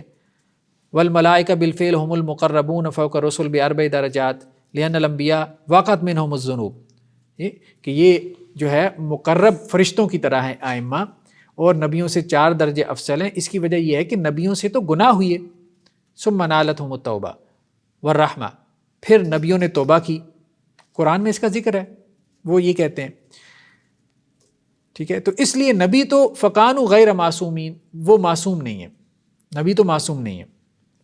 لطالبہم مراتب فوق مراتبہم لم یستحقوا لها، ٹھیک ہے، کیونکہ نبی ایسے مرتبے کی خواہش رکھتے تھے جس کے وہ مستحق نہیں تھے، یعنی نبی کے اندر خواہش پیدا ہو جاتی تھی کہ اللہ اس کو امام بنا دے، لیکن اللہ تعالیٰ نے امامت جو ہے وہ علیحدہ سے جاری کرنی تھی۔ اسی طرح سے آگے چل کے کہتے ہیں کہ جی جیسے آدم علیہ السلام کا دیکھیں ذکر ہوا، وما ذکر اللہ من نسیانہ، اللہ تعالیٰ نے آدم کی نافرمانی کا ذکر کیا قرآن میں، یوسف علیہ السلام کی جو ہے وہ خطا کا تذکرہ کیا، موسیٰ علیہ السلام کے بارے میں اللہ نے کہا کہ وہ مکہ مار کے بندہ مار دیا، انہوں نے قتل کر دیا، داؤد علیہ السلام کے بارے میں جو ہے ذکر آیا، رسولمان کے بارے میں بھی آیا، ٹھیک ہے۔ تو مختلف انبیاء کے بارے میں اللہ نے ذکر تو کیا، تو انہوں نے یہاں سے یہ مقدمہ بنا دیا، دیکھیں جی نبی تو ان سے تو گناہ ہوتے ہیں، اصل تو امام ہے، ٹھیک ہے۔ اور پھر نبی کریم صلی اللہ علیہ وسلم کے بارے میں بھی کہہ دیا لیغفر لک اللہ ما تقدم من ذنبک وما تأخر۔ تو اصل میں ان کے ہاں میجورٹی کا عقیدہ یہی ہے اسماعیلی اسکول آف تھاٹ میں کہ امام نبی سے افضل ہے۔ اس کی وجہ یہ ہے کہ نبی جو ہے وہ گناہ گار ہے، کیونکہ قرآن میں اس کے گناہوں کا تذکرہ آ گیا۔ اب امام کا ذکر ہی نہیں ہے قرآن میں، تو اللہ تعالیٰ نے کیا ذکر کرنا تھا کہ امام سے کون سے گناہ ہوئی ہے کون سے نہیں ہوئی۔ تو امام کو اب انہوں نے کہا کہ جی اس سے کوئی گناہ نہیں ہوتا، تو اس کا درجہ جو ہے وہ نبی سے افضل ہے، میجورٹی کا یہی ہے۔ لیکن ان میں سے پھر بھی کچھ ایسے ہیں جنہوں نے کہا کہ نہیں یہ نہ کرو، اس طرح سے نہ کرو کہ آپ امام کا درجہ نبی سے بڑھا دو، یار اتنا بھی نہ کرو، آپ یوں کہہ لو کہ امام اور نبی برابر ہیں۔ تو ایک ان کے ہاں نیریٹو یہ پیدا ہوا کہ 8ویں دائی مطلق سیدنا حسین بن علی کہتے ہیں کہ حضرت صلی اللہ علیہ وسلم اور مولانا علی دونوں کا مرتبہ اور درجہ ایک ہی ہے، ایک کو دوسرے پر کوئی فضیلت نہیں، بلکہ دونوں مساوی ہیں۔ جس نے یہ اعتقاد رکھا کہ ایک دوسرے سے افضل ہے، اس نے اس میں غلو کیا، یعنی ایک میں اس نے غلو کیا اور دوسرے میں اس نے تقصیر کی، یعنی نہ تو حضرت علی کا مقام بڑھاؤ، نہ اللہ کے رسول صلی اللہ علیہ وسلم کا مقام حضرت علی سے بڑھاؤ، بلکہ کہو دونوں برابر ہیں۔ جس نے حضرت علی کا مقام بڑھا دیا تو وہ بھی غالی ہے، جس نے اللہ کے رسول صلی اللہ علیہ وسلم کا مقام حضرت علی سے بڑھا دیا تو وہ بھی غلو کر رہا ہے، ایگزیجریشن کر رہا ہے۔ یہ ان نہیں حضرت حسین یہ حضرت علی کے بیٹے نہیں ہیں، یہ ان کے اپنے پورا ان کے دعوت کا نظام ہوتا تھا نا، ہم نے کہا تھا دائی، وہ پوری ایک ہرائرکی ہم نے لاسٹ لیکچر میں دیکھی تھی نا کہ امام کے نیچے باب الابواب، اور پھر اس کے بعد، ٹھیک ہے، یہ اس کی بات ہو رہی ہے، وہ جو ان کے دائی مطلق ہیں، جس کا اعتقاد اس کے خلاف ہو اس پہ خدا کی لعنت ہو، ٹھیک ہے۔ دونوں میں مساوات بھی اتنی تھی کہ بقول سیدنا ادریس مولانا علی حضرت کی زندگی تک آپ کے ساتھ رسالت میں بھی شریک رہے اور آپ درجہ نبوت پر بھی فائز تھے، ٹھیک ہے۔ آپ صلی اللہ علیہ وسلم کی زندگی میں حضرت علی رسول اور نبی دونوں تھے، ہاں جب آپ صلی اللہ علیہ وسلم فوت ہو گئے تو اب حضرت علی صرف امام ہے، رسول اور نبی نہیں ہے، اب وصی اور امام ہے۔ یہ کہاں سے دلیل لاتے ہیں؟ اس حدیث سے، علی منی بمنزلۃ ہارون من موسیٰ الا انہ لا نبی بعدی۔ اب بات سمجھ رہے ہیں؟ مطلب یہ آپ پوچھ رہے تھے نا کہ تعویل کیسے کرتے ہیں، تعویل کیسے کہتے ہیں؟ علی منی بمنزلۃ ہارون من موسیٰ، اللہ کے رسول نے فرمایا تھا کہ علی کا میرے ساتھ ویسا ہی رشتہ ہے جیسے ہارون کا موسیٰ سے، تو ہارون تو نبی تھے، تو یہاں سے بنا لیا کہ جی اصل میں علی بھی نبی تھے. ہارون نبوت میں شریک تھے نا، موسیٰ کی نبوت میں شریک تھے نا. اللہ تعالیٰ نے مطلب قرآن میں یہی کہا ہے نا کہ حضرت موسیٰ علیہ السلام نے کہا تھا کہ یا اللہ میرے لیے کوئی میرے گھرانے میں سے میرا مددگار پیدا کر. وَاجْعَلْ لِي وَزِيرًا مِّنْ أَهْلِي هَارُونَ أَخِي أُشْدُدْ بِهِ أَزْرِي. تو اللہ تعالیٰ نے کہا کہ چلیں ہارون کو میں نے آپ کو دیا، موسیٰ علیہ السلام کو کہا. ٹھیک ہے، تو ہارون تو موسیٰ علیہ السلام کی نبوت میں شریک تھے. تو اس لیے جب آپ صلی اللہ علیہ وسلم یہ کہہ رہے ہیں کہ جس طرح ہارون موسیٰ کے لیے تھے اسی طرح علی میرے لیے ہیں، تو اس کا مطلب یہ ہے کہ علی بھی آپ صلی اللہ علیہ وسلم کی نبوت میں شریک ہیں. ہاں آپ صلی اللہ علیہ وسلم نے کہا الا انہ لا نبی بعدی، میرے بعد کوئی نبی نہیں، تو علی کی نبوت میری زندگی تک ہی ہے، میرے بعد وہ نبی نہیں ہے. علی کی نبوت بھی میرے بعد ختم ہو جائے گی. تو وہ کہتے ہیں کہ جی دونوں کا درجہ اتنا مساوی ہے علی اور اللہ کے رسول صلی اللہ علیہ وسلم کا کہ دونوں نبوت میں شریک تھے. اب دیکھیں نا، اب اس کے بعد اب آپ مطلب یہ سوچیں کہ جن صحابہ کے ساتھ حضرت علی کا اختلاف ہوا یا جنگ و جدال ہوا تو وہ ان کو صحابہ کو کہاں پہ رکھیں گے؟ وہ یہی کہیں گے بھائی وہ کس سے لڑ رہے ہیں، نبی کے خلاف. ہاں یہی بات ہے. تو اس چیز کو سمجھنے کی ضرورت ہے کہ وہ اتنا زیادہ جو ہے نا وہ. بہرحال ایک تیسرا موقف بھی ان کے یہاں ہے. تیسرا موقف ان کے یہاں ہے کہ نہیں نبی افضل ہے. یہ بات ٹھیک نہیں ہے، نبی افضل ہے. یہ جو ہے وہ سیدنا قاضی نعمان وہ یہ کہتے ہیں کہ جی وہ جو ہم نے شروع میں پڑھا تھا کہ ان کے یہاں فلاسفی زیادہ ہے نا، کہ 7 نطقاء ہیں، آدم، نوح، ابراہیم، موسیٰ، عیسیٰ، محمد، اور ساتھ میں محمد بن اسماعیل. ٹھیک ہے، جو امام جعفر صادق کے پوتے ہیں. تو ان کے بعد فضیلت میں اساس ہے، نطقاء کے بعد پھر اساس ہے یعنی وسیع ہے. ٹھیک ہے، یعنی ناطق رسول کا مرتبہ سب سے اوپر ہے، اس کے نیچے وسیع کا مرتبہ ہے. اس سے معلوم ہوتا ہے کہ آن حضرت صلی اللہ علیہ وسلم مولانا علی سے بڑھ کر ہے. قاضی نعمان نے یہ بات کہی، اور سیدنا وہ کہتے ہیں مؤید بھی یہی کہتے ہیں کہ آن حضرت اور مولانا علی میں وہ فرق ہے جو آسمان اور زمین اور نر اور مادہ میں ہے. آن حضرت صلی اللہ علیہ وسلم کا درجہ آدم کا اور مولانا علی کا اما ہوا کا ہے. ٹھیک ہے، مطلب کچھ نے اس طرح سے بھی تعبیر کر لی. تو گویا کہ 3 موقف ہیں ان کے یہاں. میجورٹی کا موقف تو یہ ہے کہ امام افضل ہے 4 درجے نبی سے. بعض کا موقف یہ ہے کہ نبی اور امام درجے میں برابر ہیں. ٹھیک ہے، اور امام نبوت میں بھی شریک ہے. اور بعد کا موقف یہ ہے کہ نبی افضل ہے اور امام اس سے درجے میں 1 درجہ کم ہے. چلیں بہرحال اس میں اور بھی بہت ساری جو ہے وہ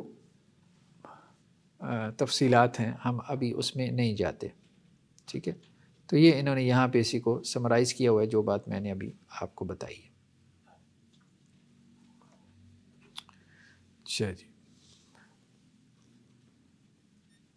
اب یہاں پہ یہ ایک واقعہ لے کے آئے ہیں. اب بات یہ ہے کہ اب یہ جو روایتیں ہیں یہ پیج نمبر 76 پہ ہے. ان کے باب الابواب سیدنا حمید الدین وہ اپنی کتاب راحت العقل میں کہتے ہیں کہ یا ایھا المدثر قم فانذر. آپ وسلم کو حکم ہوا نا کہ آپ لوگوں کو ڈرا دیں. ٹھیک ہے، تو آپ وسلم نے حضرت خدیجہ سے کہا لا الہ الا اللہ محمد رسول اللہ پڑھو، تو حضرت خدیجہ نے پڑھ لیا.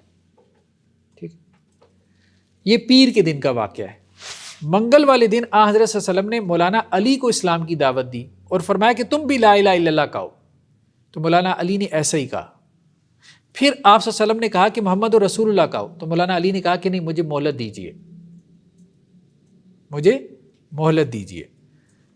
مطلب لا الہ الا اللہ تو فوراً کہہ دیا حضرت علی نے، لیکن جب آپ صلی اللہ علیہ وسلم نے کہا کہ محمد رسول اللہ کہو تو حضرت علی نے کہا کہ نہیں، مجھے مہلت دیں، میں اپنے والد سے مشورہ کر لوں کہ مجھے محمد رسول اللہ پڑھنا ہے کہ نہیں. ٹھیک ہے، کیوں یہ سارا کیوں چل رہا ہے؟ کیونکہ اصل میں تو امامت ابو طالب کے پاس ہے.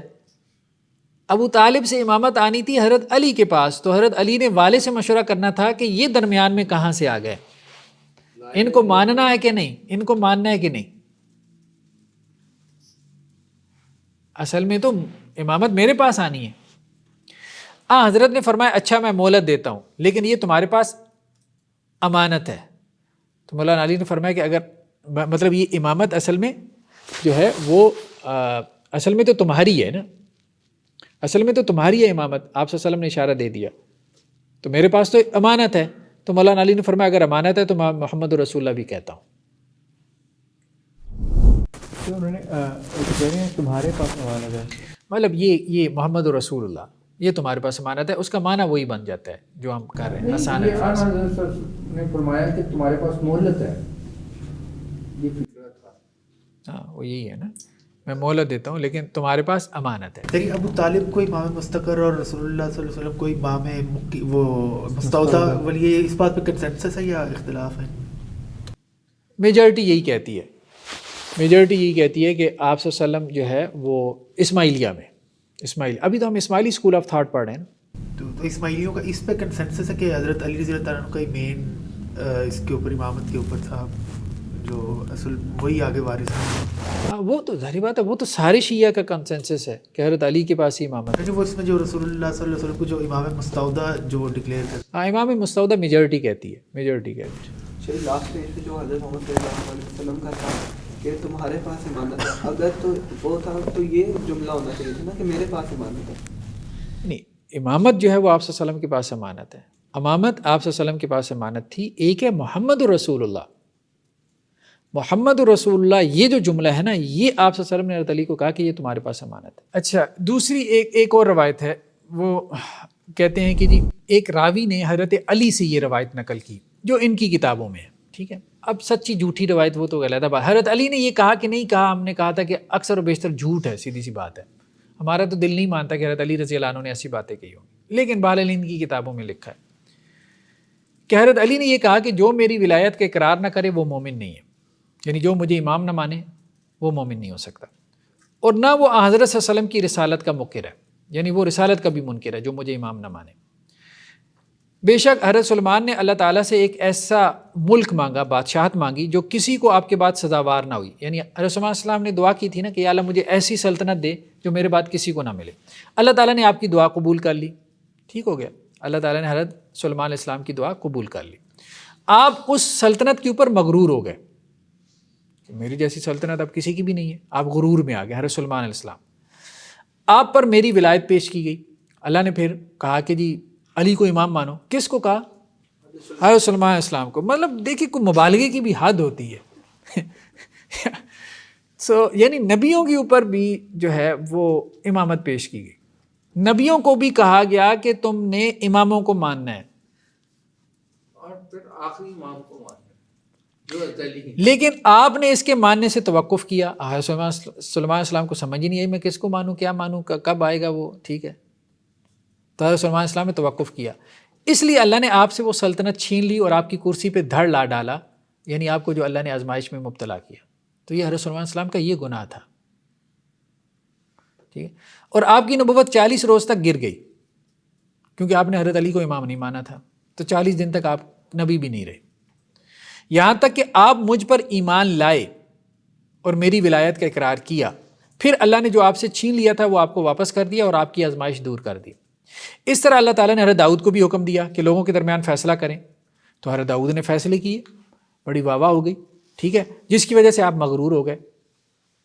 پھر اللہ تعالیٰ نے آپ پہ میری ولایت پیش کی، آپ نے بھی توقف کیا، تو اللہ تعالیٰ نے آپ کو بھی آزمائش میں گرفتار کیا. ٹھیک ہے، وہ آتا ہے نا قرآن میں. اس طرح حضرت یونس اسلام پہ میری ولایت پیش کی، آپ نے بھی توقف کیا، لہذا اللہ تعالیٰ نے مچھلی کے ذریعے آپ پہ بھی آزمائش نازل کی، مچھلی آپ کو نگل گئی. یعنی حضرت یونس اسلام مچھلی کے پیٹ میں اس لیے رہے تھے کہ حضرت علی کو امام نہیں مان رہے تھے. اب بھائی دوسری طرف یہ بھی دیکھو کہ نبیوں کو بھی سمجھ نہیں آ رہی.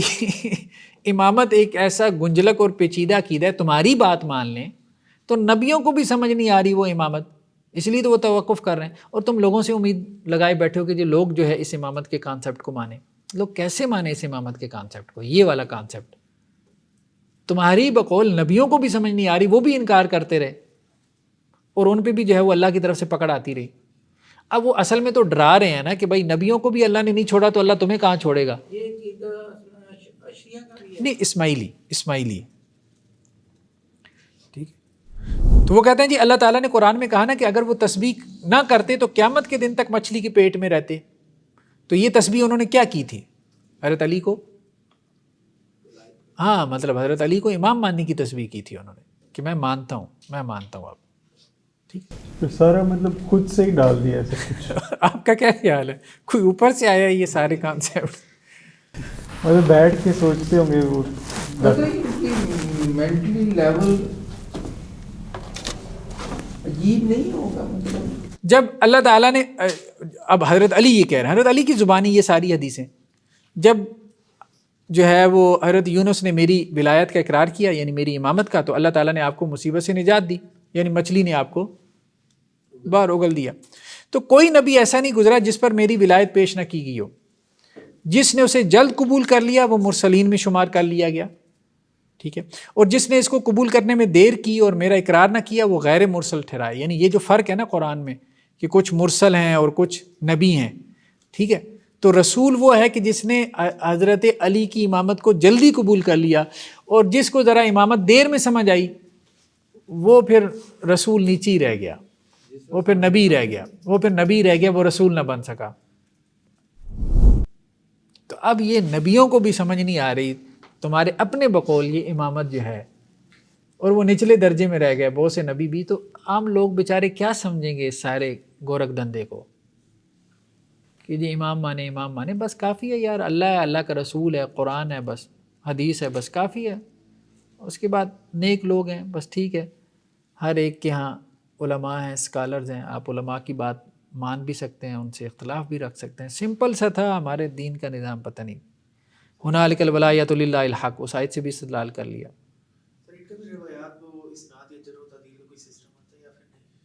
ہوتا ہے، وہ ہم نے پچھلی دفعہ ڈسکس کیا تھا.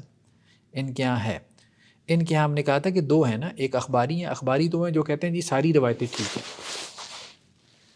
ہاں دو اپروچز ہیں. ایک وہ ہیں اصولی ہیں جو کہتے ہیں کہ نہیں جرح و تعدیل ہے، کچھ روایتوں کا وہ انکار کرتے ہیں. اب دیکھیں قرآن سے استدلال کیسے کرتے ہیں. ٹھیک ہے، ہماری جب وہ ہوتی ہے نا، مطلب یہ کوئی ویڈیو وغیرہ ہماری چڑھتی ہے تو نیچے ہمارے شیعہ کمیونٹی سے لوگ کمنٹ بھی کرتے ہیں. وہ کہتے ہیں حافظ صاحب آپ کو یہ دلیلیں قرآن سے نظر نہیں آتی امامت کے حق میں، یہ دلیلیں نہیں نظر آتی. ٹھیک ہے، جب قرآن میں ایک دلیل آ گئی تو آپ لوگ کیوں نہیں مانتے؟ آپ لوگ قرآن کو نہیں مانتے. تو اب ہم یہ دیکھتے ہیں کہ ان کے دلائل کیا ہوتے ہیں، کس طرح سے وہ امامت ثابت کرتے ہیں، کس طرح سے وہ اپنے کانسیپٹ کو ثابت کرتے ہیں. اور اب وہ یہ کلیم کرتے ہیں جی ہم قرآن سے ثابت کر رہے ہیں، اور جب ہم قرآن سے ثابت کر رہے ہیں تو لوگ ہمیں کیوں نہیں مان رہے. ٹھیک ہے، اب یہ سورہ فجر ہے. سورہ فجر تو دیکھی ہے نا آپ لوگوں نے، سورہ فجر تو ٹھیک ہے. والفجر ولیال عشر، فجر سے کیا مراد ہے؟ فجر کی بات ہو رہی، ہاں پوپ پھٹنے کی بات ہو رہی ہے. وہ کہتے ہیں جی فجر سے مراد اللہ کے رسول ہیں. ٹھیک ہے، ایک پوپ مطلب وہ ایک تعویل کر لی نا کہ آپ صلی اللہ علیہ وسلم آئے اور نبوت جاری ہوئی. ٹھیک ہے، اندھیرے میں ایک روشنی پھوٹی، سمجھ رہے؟ ولیال عشر، اور 10 راتیں. 10 راتیں ہم کیا کہتے ہیں؟ کون سی 10 راتیں ہیں؟ رمضان کی 10 راتیں. ٹھیک ہے، یا کچھ نے کہا کہ جی ذی الحجہ کی 10 راتیں ہیں. وہ کہتے ہیں جی ولیال عشر، یہ جن 10 راتوں کی اللہ نے قسم کھائی ہے اس سے مراد حضرت علی ہیں.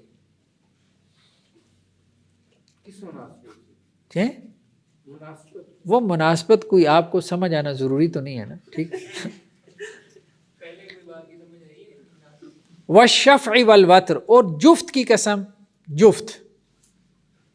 ٹھیک ہے، مناسبت نکال سکتے ہیں آپ، تھوڑی سی عقل لگا کے نکال سکتے ہیں. ٹھیک ہے، والشفع، اور جفت کی قسم، والشفع والوتر، اور طاق کی قسم. تو وہ کہتے ہیں جفت سے مراد تو حضرت حسن ہے، مطلب حضرت علی اکیلے تھے پھر 2 امام ہو گئے.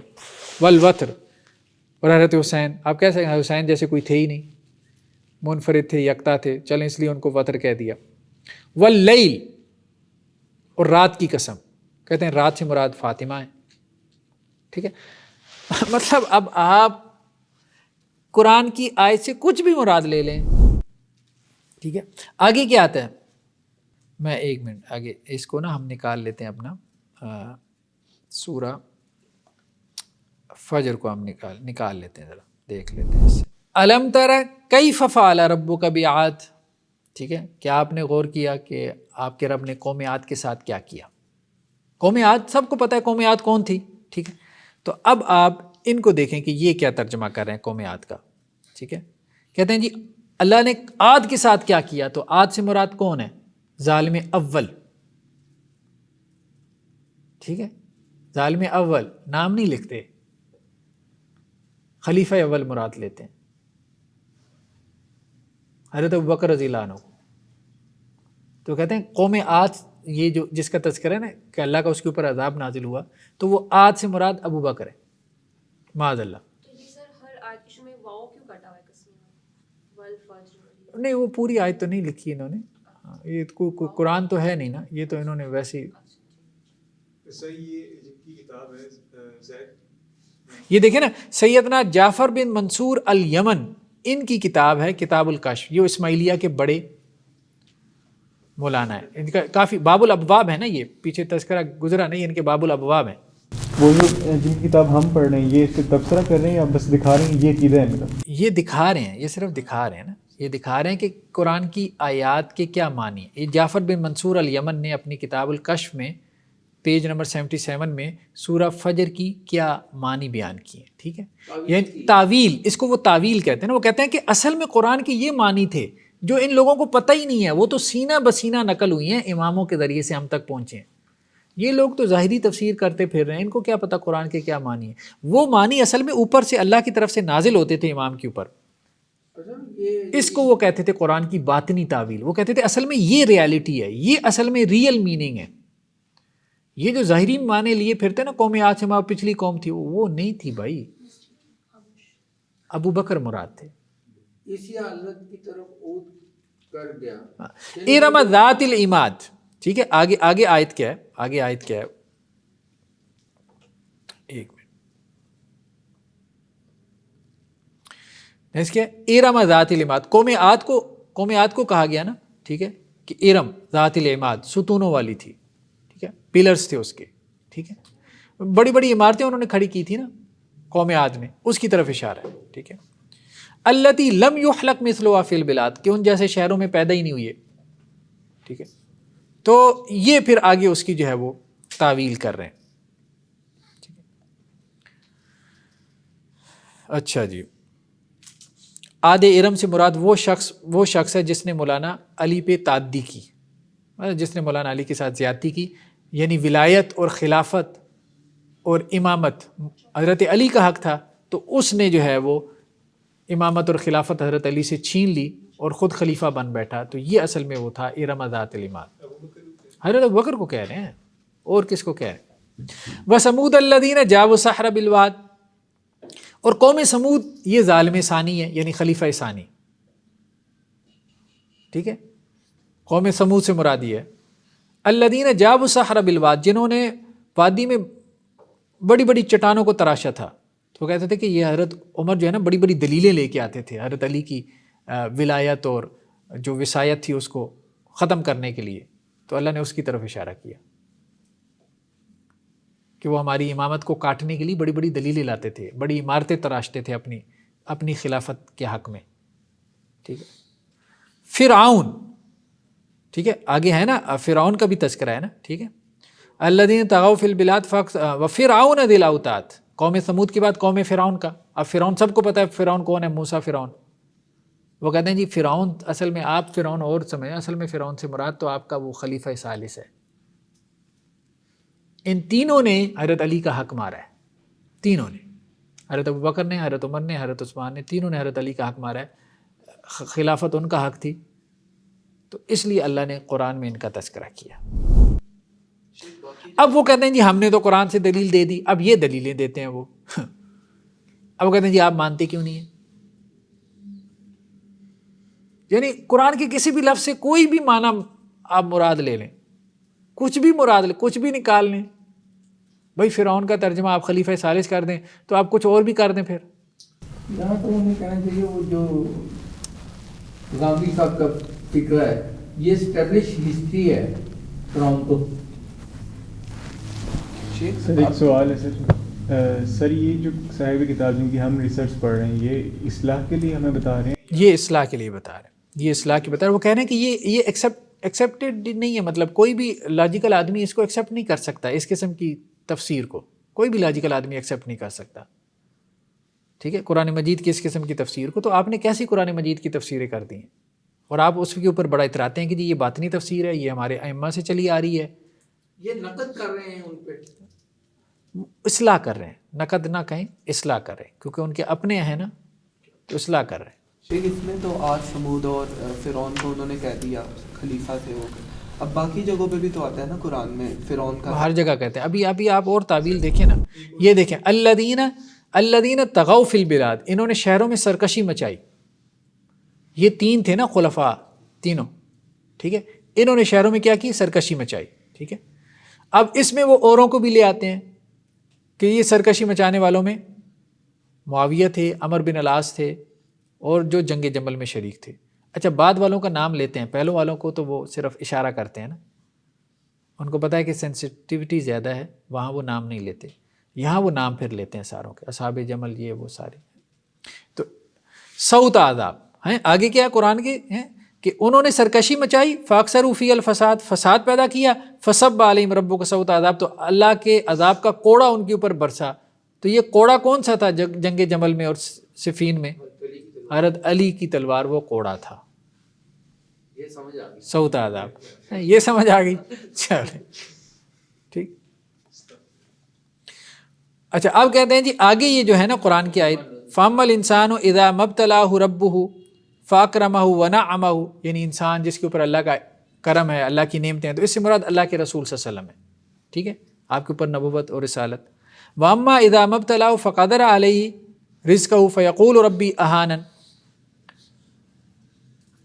دوسرا انسان کون ہے کہ جس کو اللہ تعالیٰ نے جو ہے وہ آزمائش میں مبتلا کیا. تو اب ایک عام انسان کی بات ہو رہی تھی کہ ایک کے اوپر اللہ نے کرم کیا تو اس نے کہا اللہ کا میرے اوپر بڑا احسان ہے، اور ایک وہ ہے کہ جس کو اللہ نے آزمائش دی تو اس نے اللہ سے شکوے شکایت شروع کر دیے کہ اللہ جو ہے وہ مجھے اس نے رسوا کر دیا اللہ نے.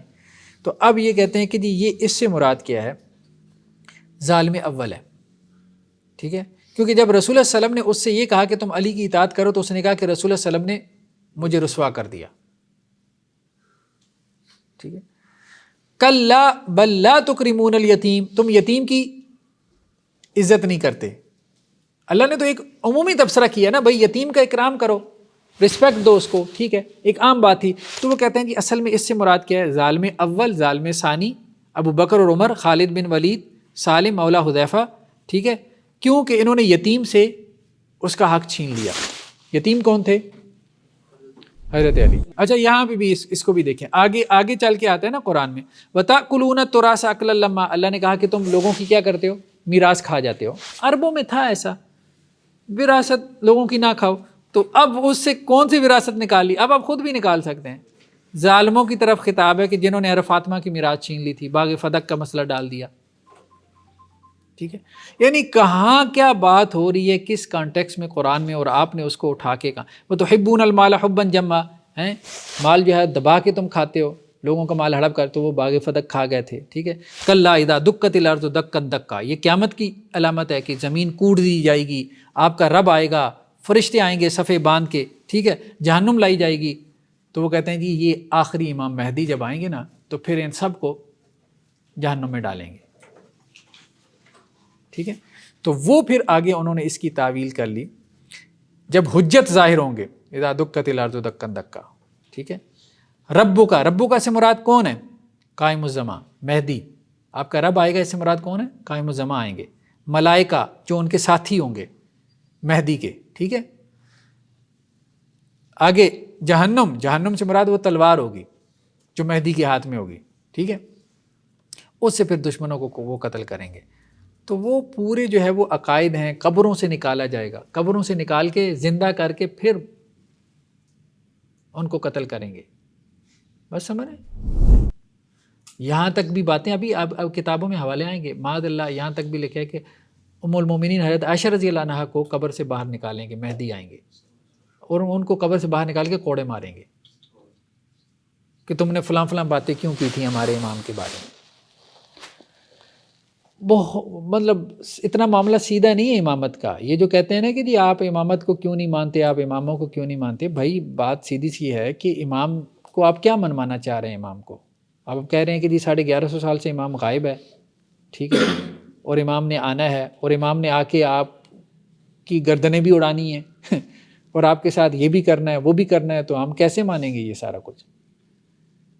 تو یہ تو سارا وائلنس ہے جو آپ کے امام نے آ کے پھیلانا ہے. مطلب امام مہدی کے حوالے سے جب ہم دیکھیں گے تو یقین مانیں وہ تو کہتے ہیں جی سب سے پہلے تو یہ جتنے ناسبی ہیں نا، ناسبی سے مراد وہ باقاعدہ نام لیتے ہیں ناسبی. ناسبی سے مراد وہی ہوتا ہے کہ جو ان کے امام کو نہیں مان رہا.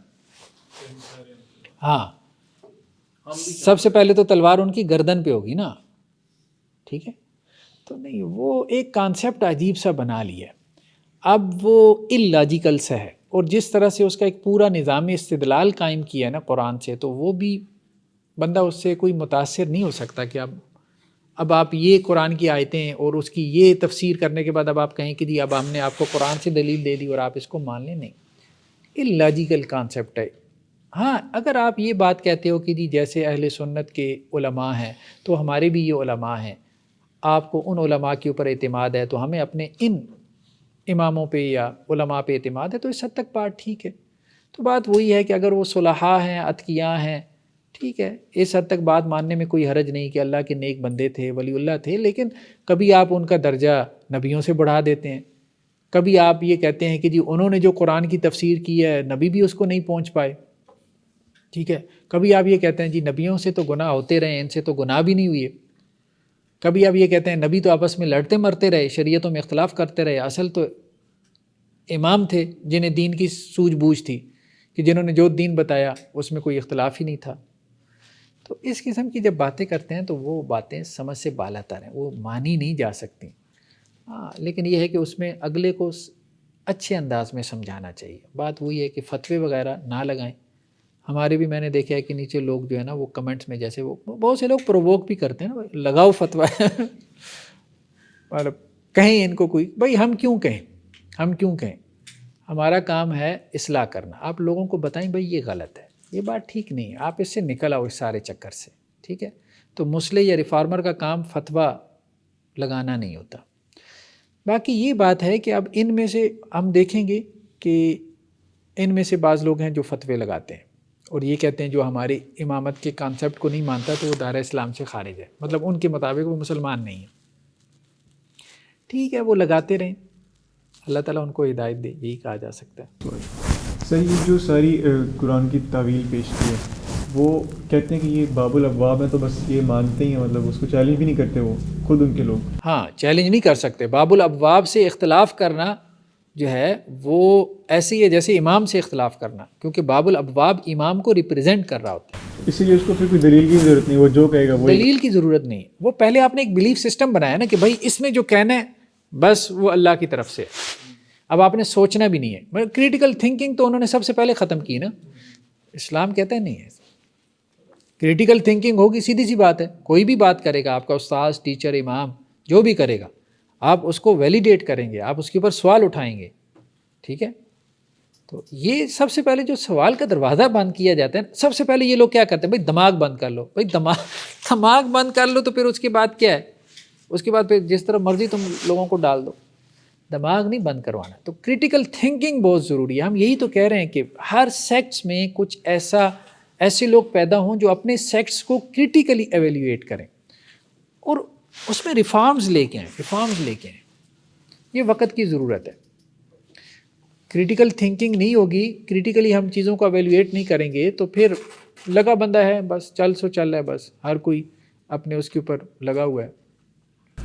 سر یہ جو پورا ان کا یہ کانسیپٹس ہیں امامت کے حوالے سے، یہ سارا کچھ ان کی مطلب فاؤنڈیشن یہ کیا دیتے ہیں، وہ ایپسٹیمولوجیکل فاؤنڈیشن ان کی کیا ہے اس میں، کہ یہ امامت کے پورے کانسیپٹ کو اسٹیبلش کیسے کرتے ہیں کہ وہی اصل ہے، اس سے ہی کائنات قائم ہے یا دنیا قائم ہے. ہم نے اس پہ علیحدہ سے نا کچھ ایپیسوڈ کرنا ہے کہ امامت کے جو دلائل ہیں وہ کیا ہے، ٹھیک ہے، اس پہ ہم علیحدہ سے جو ہے وہ کریں گے. یہ ابھی ہم نے اسی لیکچر میں ہاں کچھ دلائل تو ہم نے دیکھ بھی لیے نا. ایک تو قرآن سے بھی استدلال کرتے ہیں، وہ کہتے ہیں قرآن کی ایک تعویل ہے، ایک قرآن کا ظاہر ہے، ایک اس کا باطن ہے. اصل تعویل یا اس کا ظاہر اور باطن تو کب کہیں نا، یہ تو قرآن کو محفوظ مانتے ہی نہیں، یہ ابھی آیا ہے. ہاں میجورٹی ہے. تو پھر وہ قرآن کی تعویل کس طرح کر سکتے ہیں جب وہ اسے سمجھتے ہی نہیں ہاں ہے. ایسے ہی ہے. وہ کہتے ہیں کہ جی حجاج بن یوسف کا نسخہ ہے تمہارے پاس، تو اس کی تعویل کیوں کریں؟ لیکن جو ان میں سے بات سمجھتے ہیں وہ تو کرے گا نا. جو محفوظ سمجھتا ہے. سارے ایک جیسے نہیں ہیں بہرحال, ہمیں بھی سب کو ایک لاٹھی سے نہیں آنکنا چاہیے, ٹھیک ہے. ہاں, سب شیعہ سیکس میں سب کے بلیف سیم نہیں ہیں, ان میں سے بہت سے معتدل بھی ہیں, ماڈریٹ بھی ہیں, ان کو اپریشیٹ کرنا چاہیے.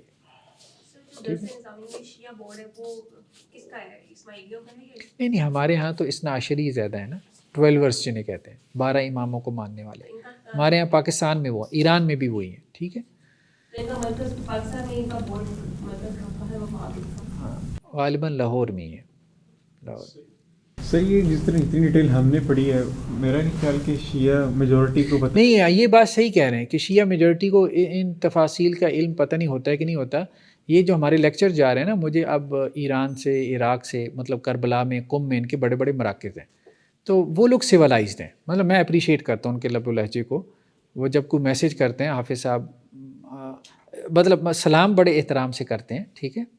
اور ماشاء اللہ ہم آپ کے لیکچر سے بہت لرن کر رہے ہیں, بہت ہم سیکھ رہے ہیں, ٹھیک ہے. اور وہ خود مطلب ایسی جگہوں پہ بیٹھے ہوئے ہیں, اچھے اچھے اداروں سے پڑھے ہوئے.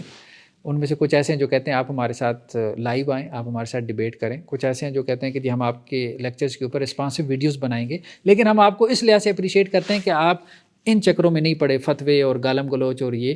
مطلب آپ کو شیعہ نوجوان سن رہا ہے, اور ہمیں یہ یقین ہو گیا ہے کہ یہ وہ ویڈیو ہے جو سب سے زیادہ شیعہ ایجوکیٹڈ نوجوان دیکھے گا, اور اس لیے ہم اس کو رسپانس کرنا چاہتے ہیں, کیونکہ یہ جو لب و لہجہ ہے, اس لب و لہجے کے ساتھ کبھی گفتگو ہی نہیں ہوئی. تو اس لیے ہماری زیادہ آڈینس جو ہے نا, یہ زیادہ سنی نہیں اس کو سن رہے, زیادہ اس کو اہل تشیع سن رہے ہیں. اس کی وجہ یہ ہے کہ وہ بھی یہ بات, ان میں سے بھی ایک بڑا سیگمنٹ ہے جو یہ سمجھتا ہے کہ فلاز ہیں, ان فلاز کو کس طرح سے فل کرنا چاہیے. انہوں نے اس کے اوپر بھی کچھ نہ کچھ کام انہوں نے بھی کیا ہوا ہے, چیزوں کو تھیورائز انہوں نے بھی کیا ہوا ہے. تو ایسا نہیں ہے کہ ہم کوئی مطلب ہماری یہ کوئی اسسمنٹ ہے اور ان کو اس کا احساس نہیں ہے. ہم آگے جتنا آگے جائیں گے نا, تو یہ چیزیں اور زیادہ کھلیں گی کہ اس قسم کی بہت سی ایسی چیزیں ہیں. سب سے بڑا تو یہی ہے کہ خود آپ میں اتفاق نہیں ہے امامت کے اوپر. ایسے ایسے کانسیپٹس ہیں. اب اثنا عشریہ سے آپ پوچھیں گے ان کانسیپٹس کے بارے میں, وہ تو کہے گا بھائی یہ تو سارے کفریہ ہیں, ہم بھی اس کو نہیں مانتے, لیکن اسماعیلی اس کو مان کے بیٹھے ہوئے. چلیں جی, سبحانک اللہم و بحمدک نشہد ان لا الہ الا انت نستغفرک و نتوب الیک.